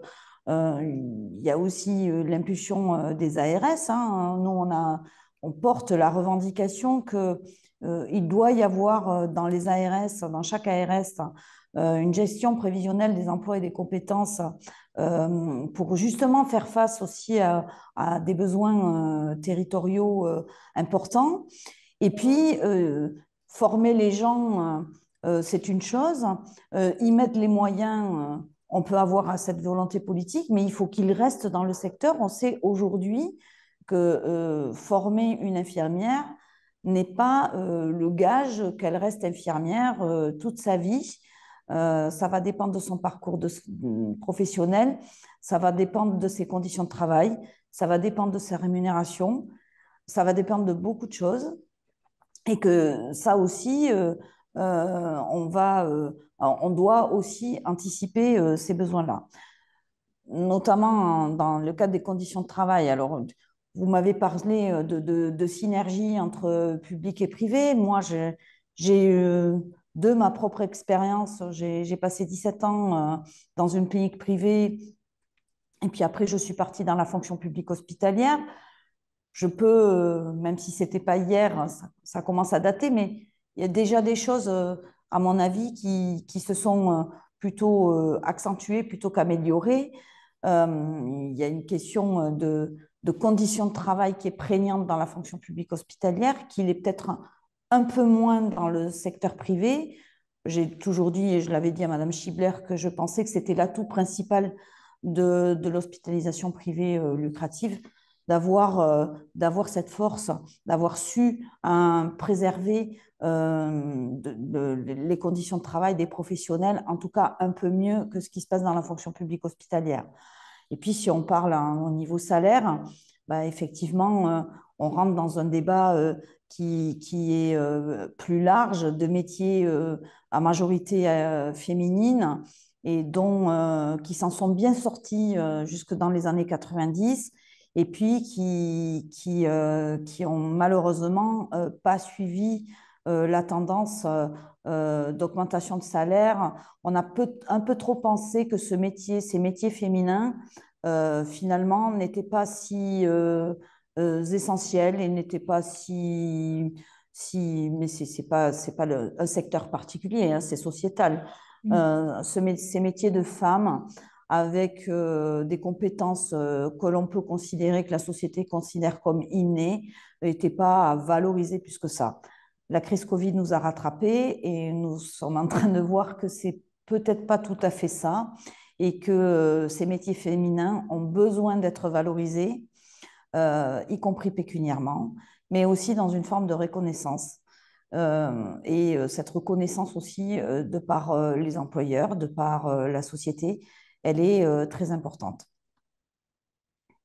Merci beaucoup. Je vais laisser tout de suite Christine Schibler réagir. Vous abordez aussi une dimension genrée qui nous est à laquelle nous sommes sensibles et que nous partageons avec Christine. Mais au-delà, je t'ai vu aussi réagir, Christine, sur la gestion prévisionnelle des emplois et des compétences, dont il est important d'avoir cette vision prospective qui fait quand même beaucoup défaut aujourd'hui. Et puis, bien sûr, ces enjeux d'équité. Oui, alors vraiment merci à tous d'abord d'être là. Hein. Vraiment, c'est un plaisir de vous voir et de vous entendre. Et merci à Madame Rescanière aussi d'être là pour échanger avec nous. Ce que vous avez dit sur la reconnaissance, je pense que c'est absolument fondamental. Ce que vous avez dit aussi d'ailleurs sur effectivement la façon dont évolué les salaires jusqu'au Covid. Et en partie, hein, pendant les 8 années où on a eu des baisses de tarifs qui ont été très, très difficiles et qui ont fait que c'était en plus une période où on a une mutation vers l'ambulatoire, etc. Donc, une période assez compliquée et avec une stagnation des salaires. Et on est, malgré les Ségur, on reste encore par rapport aux autres pays de l'OCDE sur des niveaux, compte tenu de la technicité du métier qui a beaucoup, beaucoup évolué, puisque le soin a évolué, et heureusement, parce qu'on a quand même des augmentations de population et des vieillissements de la population. Et donc, c'est vrai que c'est une question qu'il faut arriver à faire évoluer. Alors, comment faire évoluer cette question-là? Moi, j'ai aimé, même si ce n'est pas la première fois, vous entendre, monsieur le député Jean-Carl Grelier, sur le service de santé au public sur un territoire, avec cette idée qui nous est très chère hein, au niveau de la FHP, c'est-à-dire même mission, même responsabilité, mais aussi même reconnaissance. En fait, ça va un peu derrière. Et là-dessus, je pense que au niveau des équipes et au niveau des professionnels de santé, surtout, je pense que c'est très important d'avoir un décloisonnement entre les établissements de tout statut, entre la ville et l'hôpital, des parcours professionnels qui soient encouragés. Et pour cela, il faut qu'il y ait un système cohérent, il faut qu'il y ait une volonté politique pour faciliter le passage de la ville à l'hôpital, du public au privé. Et quand je dis ça, je parle bien sûr des niveaux de salaire, parce que les salaires du privé sont inférieurs, mais pas tant que ça, finalement. Enfin, pas tant ça, pardon. Si, parce il y a des carrés très importants, mais pas tant ça que aussi les histoires de retraite, etc., pour qu'il puisse y avoir des parcours, des passages. Et c'est quelque chose que nous défendons parce que on pense que pour pousser la coopération, bien sûr, elle s'est faite pendant la période Covid, elle se fait dans les territoires, c'est exact, mais il y a encore du dogme solide au niveau d'un certain nombre d'endroits ou du national, et on n'est pas traité pareil. Et je pense que plus les gens seront formés ensemble, travailleront ensemble, passeront d'un endroit à un autre, du public au privé, de la ville à l'hôpital, plus ils comprendront les contraintes de l'autre et mieux, en fait, ils seront capables de parler ensemble, de trouver les solutions ensemble et aussi de donner une image du métier qui soit encore plus belle, parce que on a la chance d'avoir une matière de métier, des valeurs de métier qui sont assez fabuleuses. Alors, on a cette chance-là, mais tu m'interrogeais, Béatrice, sur la formation. C'est vrai que on a promouvoir et défendre, et donc défendre l'attractivité de ces métiers, c'est quelque chose d'essentiel. Arriver à convaincre, je te remercie, Sophie, pour ta gentillesse et tes propos tout à l'heure, mais malheureusement, l'échec est total, que ça fait 5 ans que je défends le gisement d'emploi qu'il y a dans la santé, et on le fait aussi dans le cadre du dialogue social, avec les partenaires représentants des salariés. On est beaucoup à défendre ça et force est de constater qu'on n'y arrive pas. Hein. On forme toujours, et c'est un mépris pour moi que je reçois pour les salariés et pour nos établissements. On forme toujours aussi peu d'infirmières. Il n'y a aucune réflexion. Alors heureusement, il y a un certain nombre d'entre nous qui s'intéressent à l'évolution des métiers, mais il n'y a pas de réflexion sur l'évolution des métiers vraiment. On reste vraiment dans la réglementation. Or, en fait, ces sujets de réingénierie, d'évolution du métier, de réflexion, mais vraiment de renverser un peu la table pour faire évoluer, pour qu'il y ait peut-être plus de choses complémentaires, de prendre le numérique à bras-le-corps, etc. On ne fait pas ce travail-là. Or, seul ce travail-là permettra aussi de donner une vision de parcours professionnel. Seul ce travail-là permettra peut-être de réorganiser un certain nombre de services dans nos établissements pour être plus efficient, parce qu'on est quand même dans une contrainte économique qu'on ne peut pas ignorer. Et donc, moi, c'est vrai que nous, on regrette que ce sujet de l'emploi ne soit pas pris, alors que c'est un formidable gisement. Et pire encore, quelquefois, on nous dit qu'on va nous reprendre des moyens, donc c'est même pire que pire. Et surtout, d'avoir peut-être au niveau du ministère de la Santé, alors j'espère que Marie est partie, mais j'espère que Marie arrivera à le faire avec sa nouvelle organisation, vraiment aborder maintenant la perspective RH, la perspective, la prospective, comment on voit l'hôpital de demain, comment on peut l'organiser, et si on a une meilleure vision sur ça et sur les métiers, il me semble que on pourrait conjuguer qualité et efficience, et on est obligé de penser à l'efficience parce qu'on est quand même dans une contrainte économique qu'on ne peut pas ignorer. Merci beaucoup. Aussi, une petite contrainte, c'est une contrainte de temps, mais je voudrais quand même laisser, parce qu'effectivement, c'est très, très intéressant. Peut-être un mot peut-être juste en conclusion, Madame Ascanière, si vous souhaitez peut-être reprendre la parole en une minute et peut-être réagir effectivement sur ces sujets qu'a abordé Christine Gibler à l'instant et qui sont très importants. Oui, la question des écarts de salaire, à mon avis, je surprendrai pas Madame Schibler, elle sait ce que j'en pense, mais pour moi, on compare des choux et des carottes quand on compare les salaires du privé et les salaires du public. On ne peut pas se contenter de comparer du brut d'un secteur à l'autre. Les statuts des entreprises, le statut de la fonction publique fait que la marge de manœuvre sur le salaire du salarié que possède le secteur privé n'est pas la même que dans la fonction publique hospitalière. Et ça, c'est très marquant. Moi, je peux vous citer quelques exemples qui me sont propres, hein. Moi, quand je suis passée dans le public, j'ai perdu ma participation à employeur sur la mutuelle. Il a fallu que je me rachète une mutuelle. C'est du salaire. C'est du salaire différé, mais c'est du salaire. Je n'ai pas d'œuvre sociale dans la fonction publique hospitalière. Je n'ai pas d'œuvre sociale. Je n'ai pas de chèque cadeau à la fin de l'année. Je n'ai pas tout ce genre d'avantages qui est du salaire différé aussi. Donc, je pense qu'on compare des choux et des carottes. Et il faut faire attention avec ça. Parce que je ne pense pas, moi, je ne pense pas en tant que professionnelle, je suis infirmière de profession, je ne pense pas que la fonction publique hospitalière soit plus attractive que l'hospitalisation privée lucrative. Parce que il y a eu du dialogue social, parce qu'il y a eu de la négociation et d'ailleurs, même avant cette négociation de branche, il y avait de la négociation dans l'entreprise et il y avait la possibilité de négocier des choses qui ne sont pas possibles dans la fonction publique hospitalière. Donc, je vous suis pas, je partage l'analyse de Madame Sibler, mais pas sur ces écarts de salaire. Moi, je pense qu'on a une force qui nous est propre à nous, c'est d'avoir commencé à construire une branche qui est pas parfaite, hein, mais qui a le mérite d'exister, qui a produit des choses. Il faut continuer sur cette lancée parce qu'on peut faire de belles choses, y compris si on a un accord formation professionnelle de haut vol, et du coup, emmener dans notre sillage l'ensemble de la branche sur ce sujet-là. Et je pense que on a à se projeter là-dessus. En tout cas, nous, en tant que syndicalistes, on se projette dans de futurs accords, et notamment sur la formation professionnelle, mais sur de la pénibilité aussi, sur la prise en compte de la pénibilité, Merci. sur l'articulation vie professionnelle, vie privée, sur la transition écologique, qui aussi est un sujet qui passionne les jeunes d'aujourd'hui.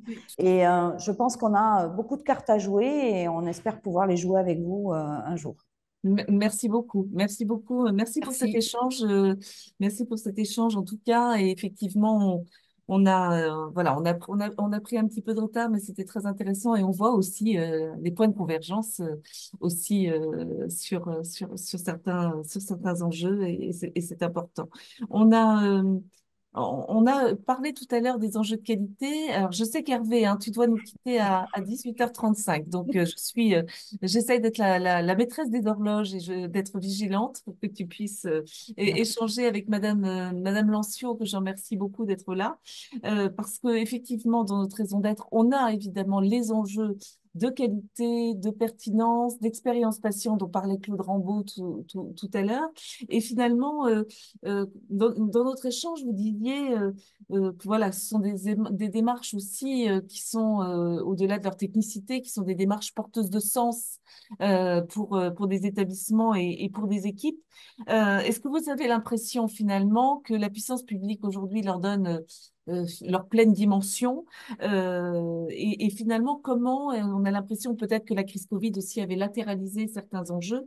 Comment est-ce qu'on les remet au cœur du jeu? Et puis, je laisserai ensuite, effectivement, Hervé Trogroff, qui est directeur des affaires publiques et de la réglementation du groupe Clariane, réagir, parce que pour un groupe, évidemment, comme Clariane, ce sont des sujets aussi centraux. Et comment on fait, finalement, pour que ces enjeux soient aussi de vrais leviers de transformation du système de santé et des leviers aussi d'efficience, finalement, plutôt que les logiques de rabot qui malheureusement prévalent trop souvent. Comment réinvestit-on les enjeux de pertinence et de qualité?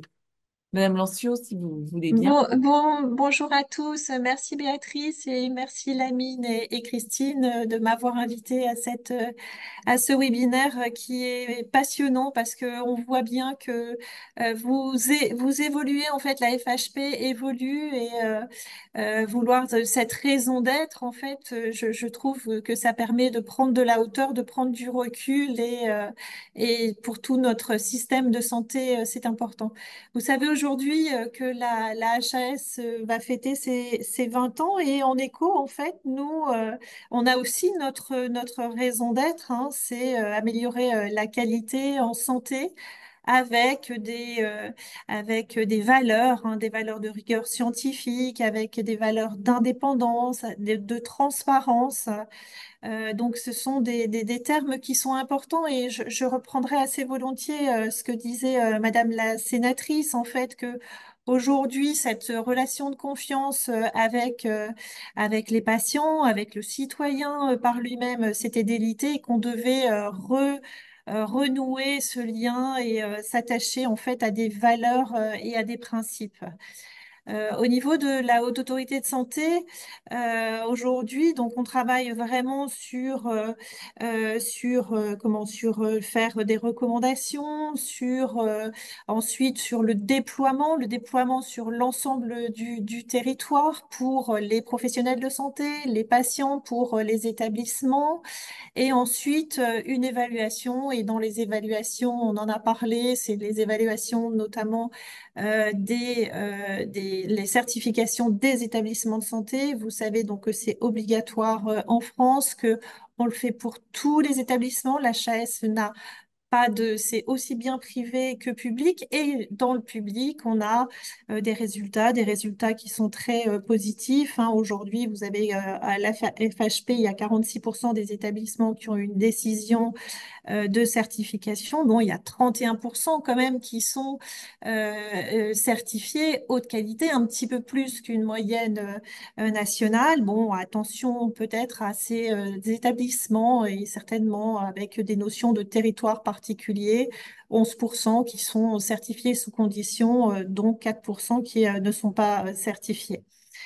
Et donc ça, c'est, j'allais dire, voilà, quand vous me posez la question, les pouvoirs publics, ben oui, c'est qu'on puisse développer cette certification. On l'a travaillé, on le travaille en concertation avec l'ensemble des fédérations et bien sûr avec la FHP, avec j'allais dire, beaucoup d'échanges qui puissent se faire. Et aussi, donc avec les pouvoirs publics et comme Claude Rambaud le disait, énormément donc avec les patients, avec les usagers. Donc on a parlé, elle l'exprimait donc avec les PROMS et les PREMS. Dans les PREMS, en fait, celui qui est le plus connu, c'est ISATIS, hein, c'est le questionnaire qui est remis au patient à la sortie de son hospitalisation 48 heures après une hospitalisation aiguë. On va dire, bon, voilà, après ces hospitalisations, on a énormément de retours et c'est très, très important qu'on puisse l'analyser. La fédération l'a bien compris, elle s'en sert de façon importante pour améliorer en fait au quotidien la qualité dans ces établissements. Et aujourd'hui, on développe également donc l'analyse de ce qu'on appelle les observations, le verbatim, hein, pour regarder ce que les patients disent de nos établissements pour établir ce lien. Ils regardent la relation avec les soignants, la coordination. Ce sont des éléments qui sont très, très importants. Et c'est ce vous m'aviez posé la question par rapport au Covid, hein. C'est vrai que j'étais présidente de CME au moment où il y a eu le Covid. On avait tout cassé. On avait effectivement travaillé avec le public. Moi, j'étais à ce moment-là dans du privé non lucratif avec le privé pour essayer donc de reconstruire quelque chose en gardant la qualité et la sécurité des soins. Ce qui est important. Donc, il faut qu'on continue. Claude Rambaud le disait elle-même, donc il faut qu'on ait une prise en charge de qualité, une sécurité du patient, donc qui est au cœur de nos décisions avec un travail en équipe qui est fondamental et qu'on doit poursuivre absolument à tous les niveaux, au niveau des fédérations, au niveau de nos instances et accompagné par la Haute Autorité de Santé. Hervé, je te laisse peut-être réagir à tout ça et peut-être voilà, montrer comment aussi toutes ces notions, évidemment, irriguent le quotidien d'un groupe comme Clariane.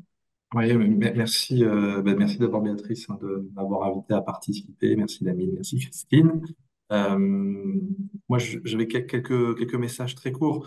Le premier, qui est, je pense, une évidence, hein, c'est vraiment plus un témoignage opérationnel qu'autre chose, c'est que la qualité, c'est probablement un des meilleurs systèmes de management en santé. On peut vraiment, et en tout cas, nous, on a fait, je pense, avec la politique de ressources humaines, on a deux axes prioritaires en termes de système de management, c'est la qualité.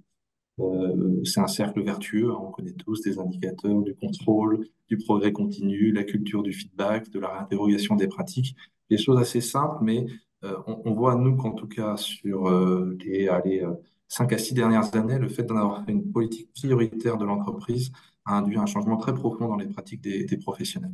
Donc, ça me paraît vraiment être quelque chose qu'il faut encourager. Ça paraît tellement évident, mais en réalité, on se rend compte qu'il y a encore des disparités sur le sujet.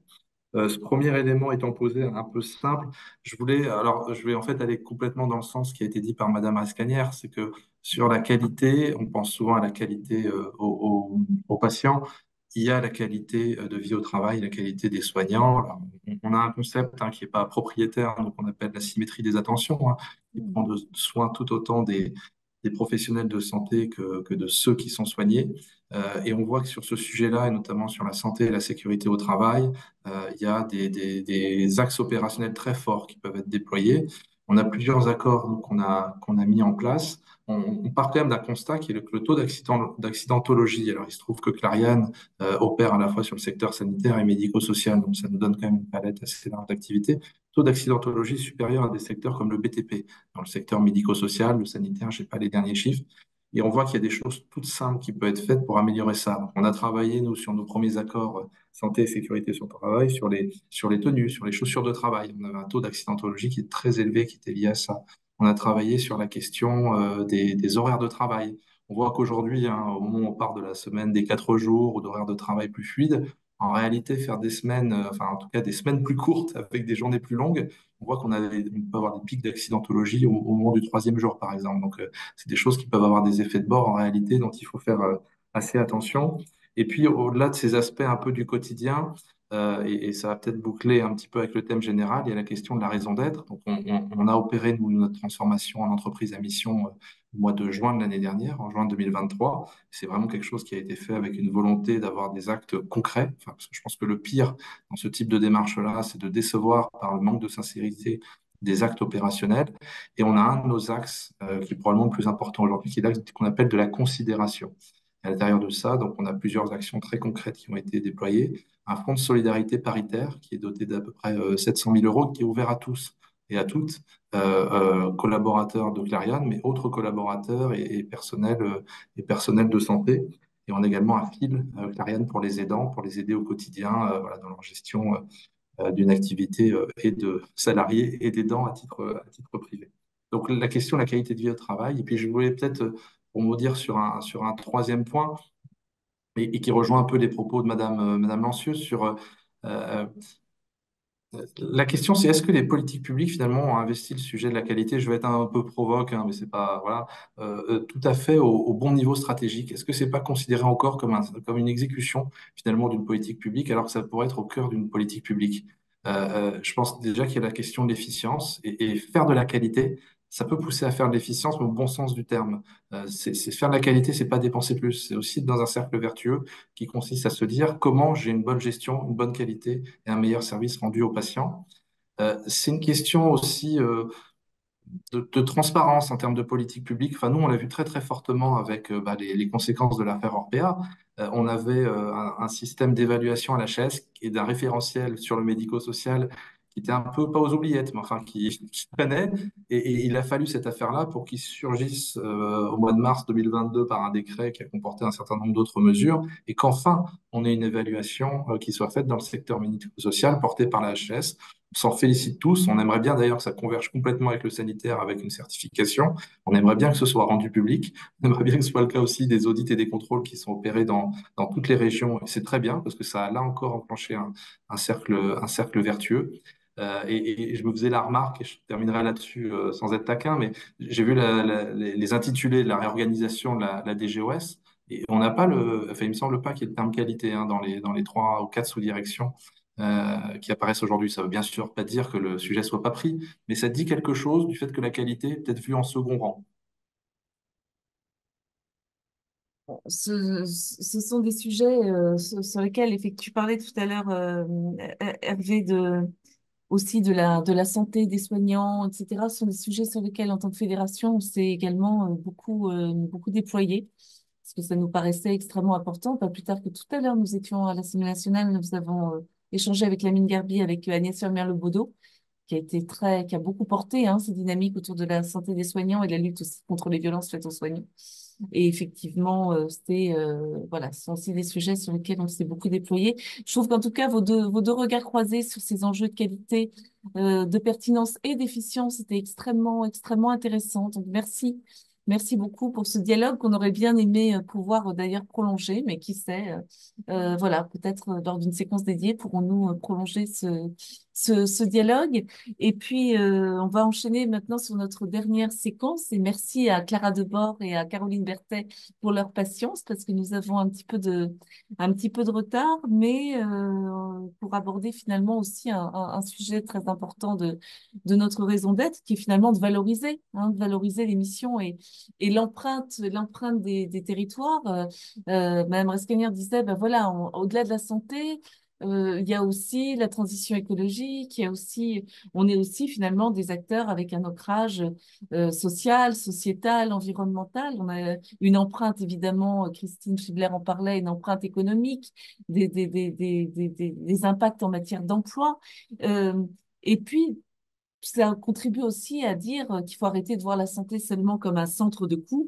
Et donc, on a voulu aussi mesurer, nous, dans un travail dont Mme Berthet ensuite nous parlera, puisqu'elle a été, voilà, son établissement a fait partie des expérimentateurs de cette démarche. On a voulu finalement mesurer l'empreinte territoriale. Alors, bien sûr, pour l'accès aux soins et la réponse aux besoins de soins, ça va de soi, mais aussi, comme je disais, sur le plan économique, sur le plan de cohésion sociale, sur le plan environnemental. Et voilà, Clara Debord, directrice générale de l'ARS Centre Val-de-Loire. Quel regard, alors, je vais pas faire semblant je vais pas y arriver de te dire vous, Clara, tu me pardonneras, je vais te dire tu.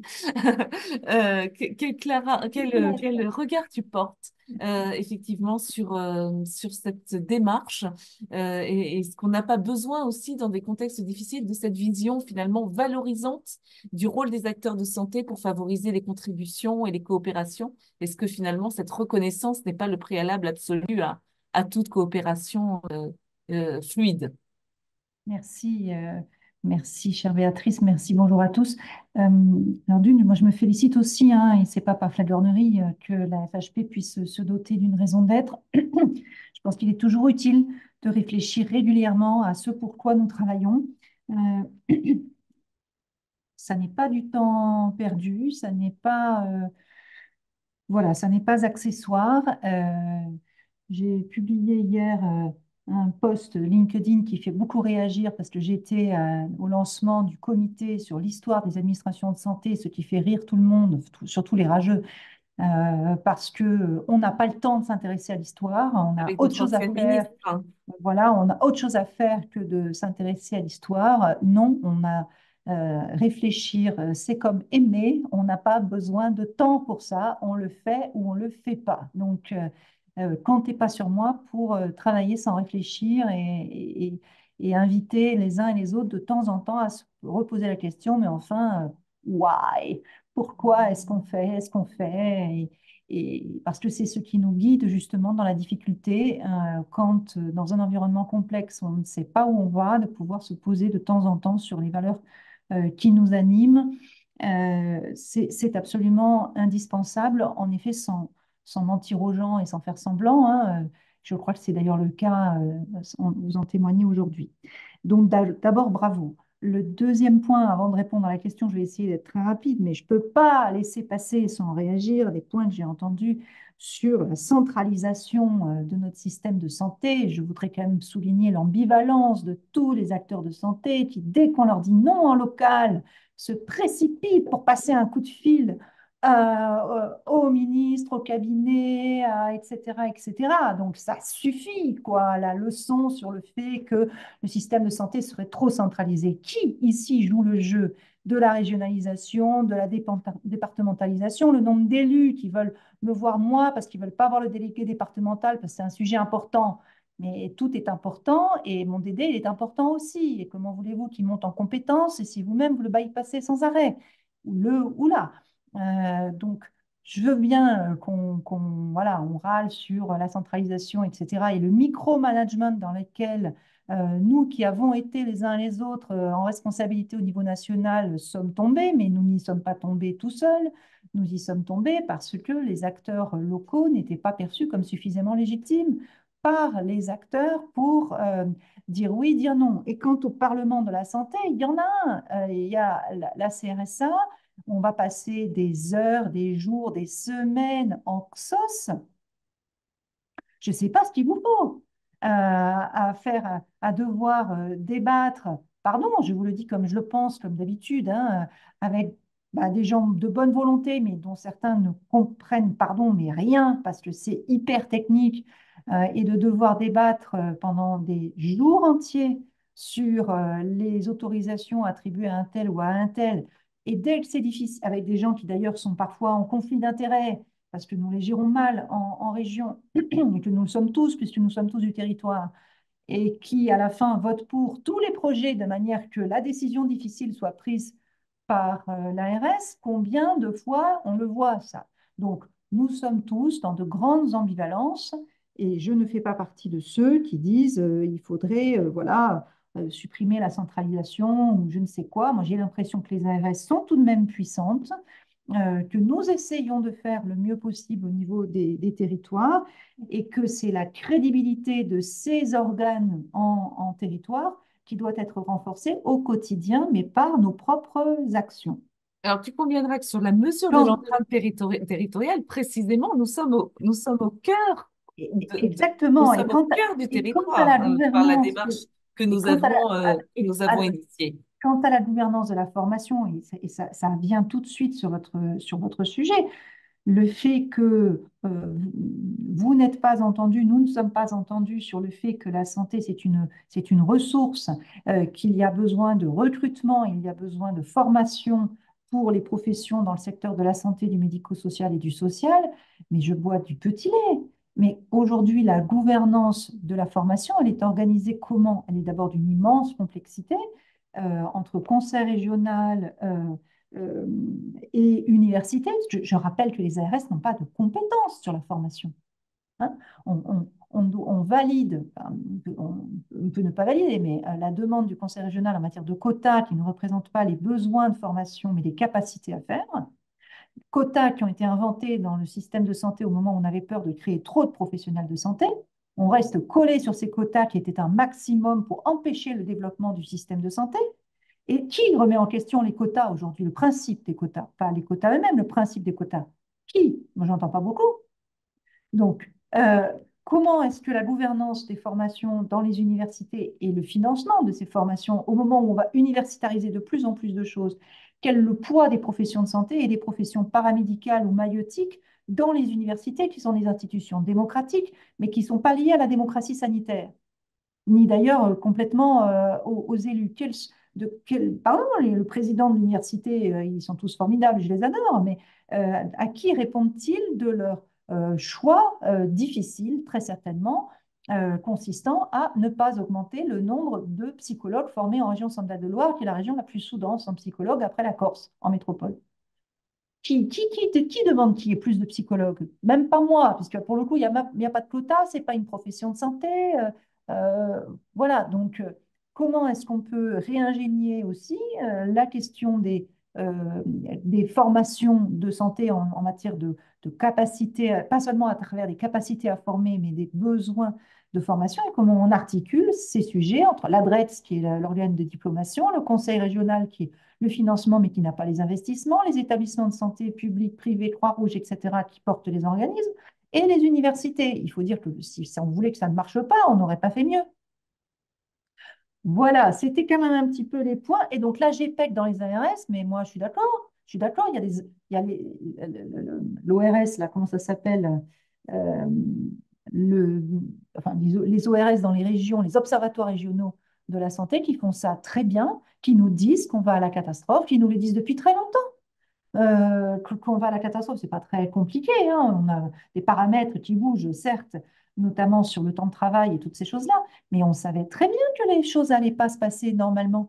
Enfin, moi, j'assume complètement, pour avoir été aussi, à l'époque, j'étais un peu bébé, mais pas trop, le fait que oui, on avait des économistes de la santé qui nous expliquaient que l'offre crée la demande. Et c'est vrai que dans certaines régions, quand il y avait beaucoup de kinés, comme par hasard, ben, chaque kiné faisait plus de séances de rééducation pour la même entorse de cheville. Donc oui, quand il y a trop de professionnels de santé, il y a un risque de surconsommation et de non-pertinence.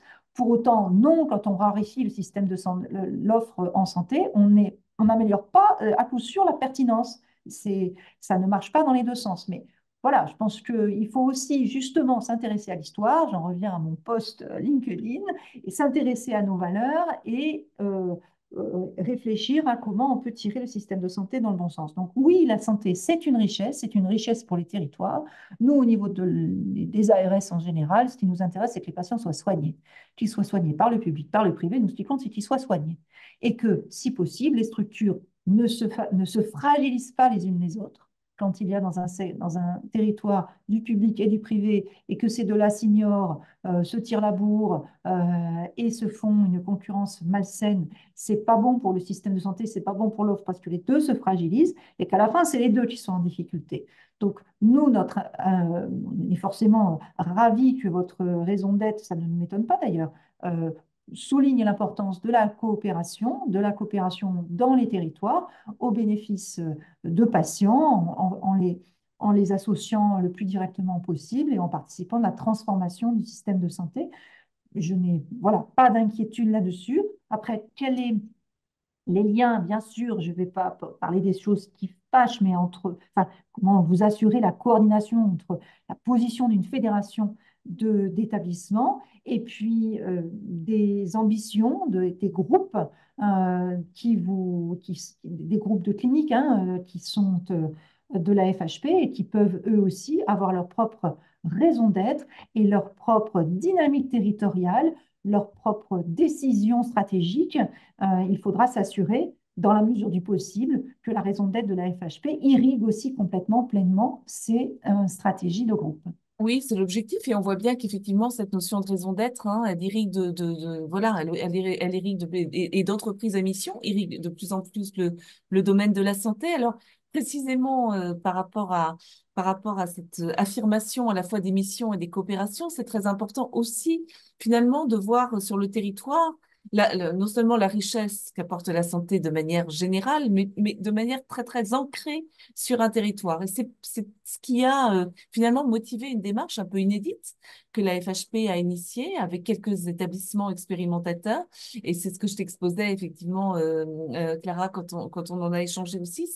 Et tu avais dit effectivement ton intérêt aussi pour cette démarche, c'est de se dire finalement, qu'est-ce qu'on apporte sur un bassin de vie, sur un bassin de population, mais qu'est-ce qu'on apporte vraiment à 360 degrés. Et je voudrais que Caroline Berthet nous en parle parce que son établissement, donc Caroline Berthet, directrice générale de l'hôpital privé du Confluent, son établissement privé a été l'un des expérimentateurs de cette démarche. Est-ce que vous pouvez nous en parler, Caroline, et nous dire effectivement, voilà. Excuse-moi, Béatrice. Oui. Excuse-moi, Béatrice, je vais devoir vous quitter parce qu'il y a France Inter à 19h qui veut me faire intervenir dans le journal. Alors vas-y, Lamine, si tu veux dire un petit mot, Oui, là, juste un comme petit ça, mot. comme on conclut notre webinaire dans quelques minutes avec Madame Berthet pour le coup. Juste un petit mot, Clara, je te rassure, les interventions ministres, ils passent tellement vite que c'est pas forcément très gênant. Et on va faire en sorte que l'actuel soit dans la lignée des précédents. Parce que tu l'as senti, la raison d'être, c'est une très belle organisation. Merci, merci Béatrice pour cette magnifique journée, ton animation également et la qualité des intervenants qui nous permet un petit peu de sortir, hein, je dirais, de nos difficultés, de nos tracas et surtout de cette campagne tarifaire qui mobilise tous nos adhérents et nous remet en miroir tout ce que nous avions construit depuis des années sur la complémentarité, la coopération. Et Catherine, tu l'as très bien dit dans ton propos avec des ouvertures sur les collectivités locales et les usagers. Tout est remis un petit peu à plat et c'est vrai que Marie Daudet, que l'on apprécie hein, pour je dirais, pour sa faculté à rassembler, ben, malheureusement, aujourd'hui, on va rentrer dans des difficultés importantes relationnelles de partage et je le regrette. Jean-Carl, tu as évoqué bien sûr la loi de programmation qui est importante et on l'appelle de nos voeux pour pouvoir faire en sorte qu'on y voit un peu plus clair. Malheureusement, c'est pas aujourd'hui une journée très, très facile parce que nous avons lancé un mot d'ordre de grève à partir du lundi 3 juin, fermeture de nos activités d'urgence, de chirurgie réglée, de médecine. Voilà, donc c'est un peu une difficulté que nous devons aborder aujourd'hui. Et ça me fait du bien, ça me fait du bien de vous avoir écouté, les 13 intervenants, ça me fait du bien de vous avoir écouté, parce que ça nous permet aussi, dans cette période difficile de tension, d'avenir de notre secteur, de se dire, voilà, on a une raison d'être, on a autre chose, et ça nous permettra de nous tirer vers le haut, notamment sur la qualité. Alors, Amélie, sur la qualité, peut-être faire un point sur le déroulement des visites, ça me semble important, et sur le système de décision, que ce soit peut-être standardisé et qu'il n'y ait pas, je dirais, de difficultés dans l'appréciation des résultats. Voilà ce que je voulais dire. J'avais apprécié également l'intervention de Sophie, de Jean, voilà, tous les copains, Jean-Paul, bien sûr, aussi, et puis, et, et, euh, et Madame Rescanière, vous faites partie, je dirais, de notre panorama et qui permet, je dirais, vous en avez parlé de la féminisation, qui permet d'avoir, je dirais, une évolution au sein de notre branche des emplois et des carrières et je vous en remercie. Voilà, je vais devoir vous quitter. Peut-être juste dire, rappeler la mine qu'il y a un vote aussi demain. Oui, bien sûr, il y a un vote parce que c'est une raison d'être très sérieuse, un vote de l'ensemble des adhérents qui devront se prononcer. Donc, n'oubliez pas de voter.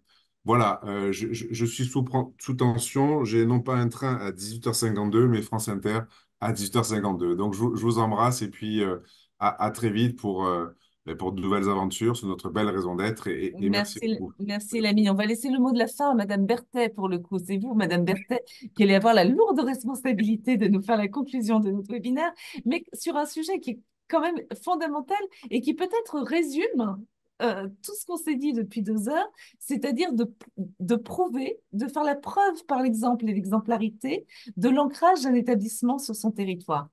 Je vous laisse la parole et la conclusion pour le coup de notre Écoutez, événement. merci. En remerciant aussi Clara Debord. Merci de m'avoir invité sur ce webinaire. Et puis, écoutez, je vais prendre le temps de parole de clôture. Je vais vous faire un rapide retour d'expérience, hein, puisqu'en fait, comme vous le disiez, j'ai été sollicitée pour participer à une étude d'impact. En effet, nos établissements parlent beaucoup de nos missions de santé, de services publics, de formation. Enfin, ça a été évoqué tout le long de ce webinaire. Et on n'a pas une vision à 360 degrés de ce que peut être notre établissement, mais aussi l'entreprise qu'elle représente et tous les impacts qu'elle peut avoir sur son territoire. On est quand même aussi des entreprises, il faut noter, non délocalisables, qui faisons appel à tout un tas de fournisseurs qui sont en général de proximité territoriale. Donc, on est ancré dans notre territoire. Et toutes ces missions, au-delà de notre mission service public, ça valait la peine, je pense, de pouvoir l'appréhender d'une façon très visuelle. Donc, cette étude, on mesure à travers cette étude les retombées économiques, sociales, sociétales de l'établissement sur son territoire. Donc, moi, je suis basée à Nantes et donc mon impact a été mesuré sur le département Loire-Atlantique. C'est une étude qui a été menée avec la FHP, la FNEJ, l'IFROS et sur la base d'un référentiel qui permet aussi de se comparer d'un établissement à l'autre sur un même territoire. Donc, c'est assez intéressant de pouvoir voir ça. Au-delà, bien sûr, du rôle d'acteur de soins, on se positionne en tant qu'employeur. Mon établissement, par exemple, représente 6% des emplois du territoire. On est aussi un acteur économique. Ça nous permet de mesurer notre poids économique dans l'écosystème de notre territoire, notre impact sociétal, mais aussi l'impact formation, l'impact de la propriété intellectuelle, notre impact virtuel au travers de la communication, le nombre de fois où notre établissement rayonne par des publications ou des visites sur nos sites Internet. Et donc ça m'a apporté, alors je l'ai avec moi, c'est une fiche qui est en 4 feuillets. C'est un support de communication et c'est un support de promotion de ce que est mon établissement au sein de son territoire vers mes professionnels, mais vers aussi les médecins, notamment aujourd'hui, ils sont de plus en plus, les jeunes générations, qu'ils soient paramédicaux ou médicaux, sont de plus en plus intéressés par l'impact territorial, au-delà du développement durable et de ce qu'on peut appeler l'écologie. C'est aussi un support que je vais utiliser la prochaine fois que je rencontrerai notre DG de l'ARS, Monsieur Jumel, qui vient me rendre visite le 26 avril. Ça va être un support de présentation pour donner aussi une autre perspective de ce qu'est notre hôpital par rapport aux missions de service public. On pourra aussi le mettre à jour de façon partielle. Et puis, je trouve que c'est vraiment une bonne illustration de la déclinaison concrète de la raison d'être. On en a parlé tout au long de ce webinaire et ce que j'ai retenu sur tous les propos qui ont été donnés, c'est comment cette raison d'être, elle se diffuse aussi jusqu'au terrain et au plus près de nos professionnels. Et typiquement, cette mesure d'impact, c'est aussi faire rendre compte et promouvoir le fait que notre établissement n'est pas qu'un établissement de santé. Et puis, je partage d'autant plus volontiers, parce qu'en fait, l'établissement, donc le Confluent, fait partie aussi du groupe Vivalto. J'entendais tout à l'heure parler autour des raisons d'être d'autres groupes. Et en effet, le groupe Vivalto a été le premier acteur de la santé à s'engager dans l'entreprise à mission. Et on est à notre deuxième vague, donc on est dans la mise en œuvre de plus en plus sur le terrain et auprès de nos professionnels de notre raison d'être. Et donc, c'est extrêmement structurant aujourd'hui. Je fais un tout petit retour d'expérience et je pense que le jeu en vaut vraiment la chandelle de se lancer dans ces expériences. Voilà. Donc, je ne sais pas si j'ai été complète et si j'ai pu retranscrire de façon la plus efficace possible, mais en tous les cas, j'y ai trouvé un vrai intérêt et je pense que ça peut porter une dynamique supplémentaire aux différentes raisons d'être et aux engagements de la FHP. Oui, merci beaucoup, Caroline Berthet. Cette démarche, elle est vraiment emblématique en réalité, je pense, de la déclinaison de notre raison d'être, parce qu'effectivement, elle est un facteur vous le disiez, de motivation aussi des professionnels. Elle nous permet aussi d'élargir finalement le regard que l'on porte sur les établissements de santé. Et finalement, elle est très proche aussi de cette approche One Health, une seule santé, là aussi, qui est un concept dont on parle beaucoup sans forcément toujours très bien, voilà, qui reste parfois un peu nébuleux, faute effectivement de déclinaison opérationnelle. Et ben là, finalement, on est sur des approches un peu holistiques, un peu générales sur la santé, qui ouvrent la santé effectivement très largement aussi sur son écosystème, parce que nos établissements de santé ne sont pas des forteresses, ce sont des lieux ouverts sur la cité, et quand on convoque les enjeux d'innovation ou de prévention, par exemple, eh ben, il faut évidemment, et je vois Sophie Beaupère acquiescer, parce que ce sont des enjeux aussi qu'on travaille ensemble, il faut plus que jamais être ouvert sur la cité. Donc voilà, ça sera le mot de la fin. Un immense merci à tous pour votre participation, pour les messages forts que vous avez les unes et les autres délivrés. On va je crois le diffuser très largement, en fait, cette conférence qu'on a organisée, cet événement avec vous tous, parce que on va aussi en retirer, je crois, collectivement beaucoup d'enseignements. Donc, un immense merci à toutes et à tous et à toutes celles et ceux qui nous ont suivis pendant, on a un tout petit peu fait déraper, mais très peu, le temps d'un petit quart d'heure, 20 minutes, mais ça valait vraiment le coup aussi pour laisser le débat s'installer. Et peut-être, Christine, si tu veux dire Ouais, je dis juste au revoir parce que vraiment, moi, j'ai une réunion dans 2 minutes et à l'autre bout de la FHP. Donc, il faut que je me dépêche. On a rendez-vous avec les syndicats médicaux parce qu'on est dans une situation de crise, comme vous allez certainement l'apprendre par la presse. Voilà, mille merci pour la qualité de vos participations, de un votre grand engagement merci. aussi. Et puis aussi, beaucoup d'amitié à tout le monde, puisque ça fait toujours plaisir aussi de se retrouver, aussi pour les liens d'amitié. Merci Béatrice et Christine pour la qualité de la préparation des échanges. Merci, à très bientôt. Au revoir, et au revoir. Au Merci revoir à pour toutes et à tous. l'échange. Merci à tous ceux qui nous ont suivis.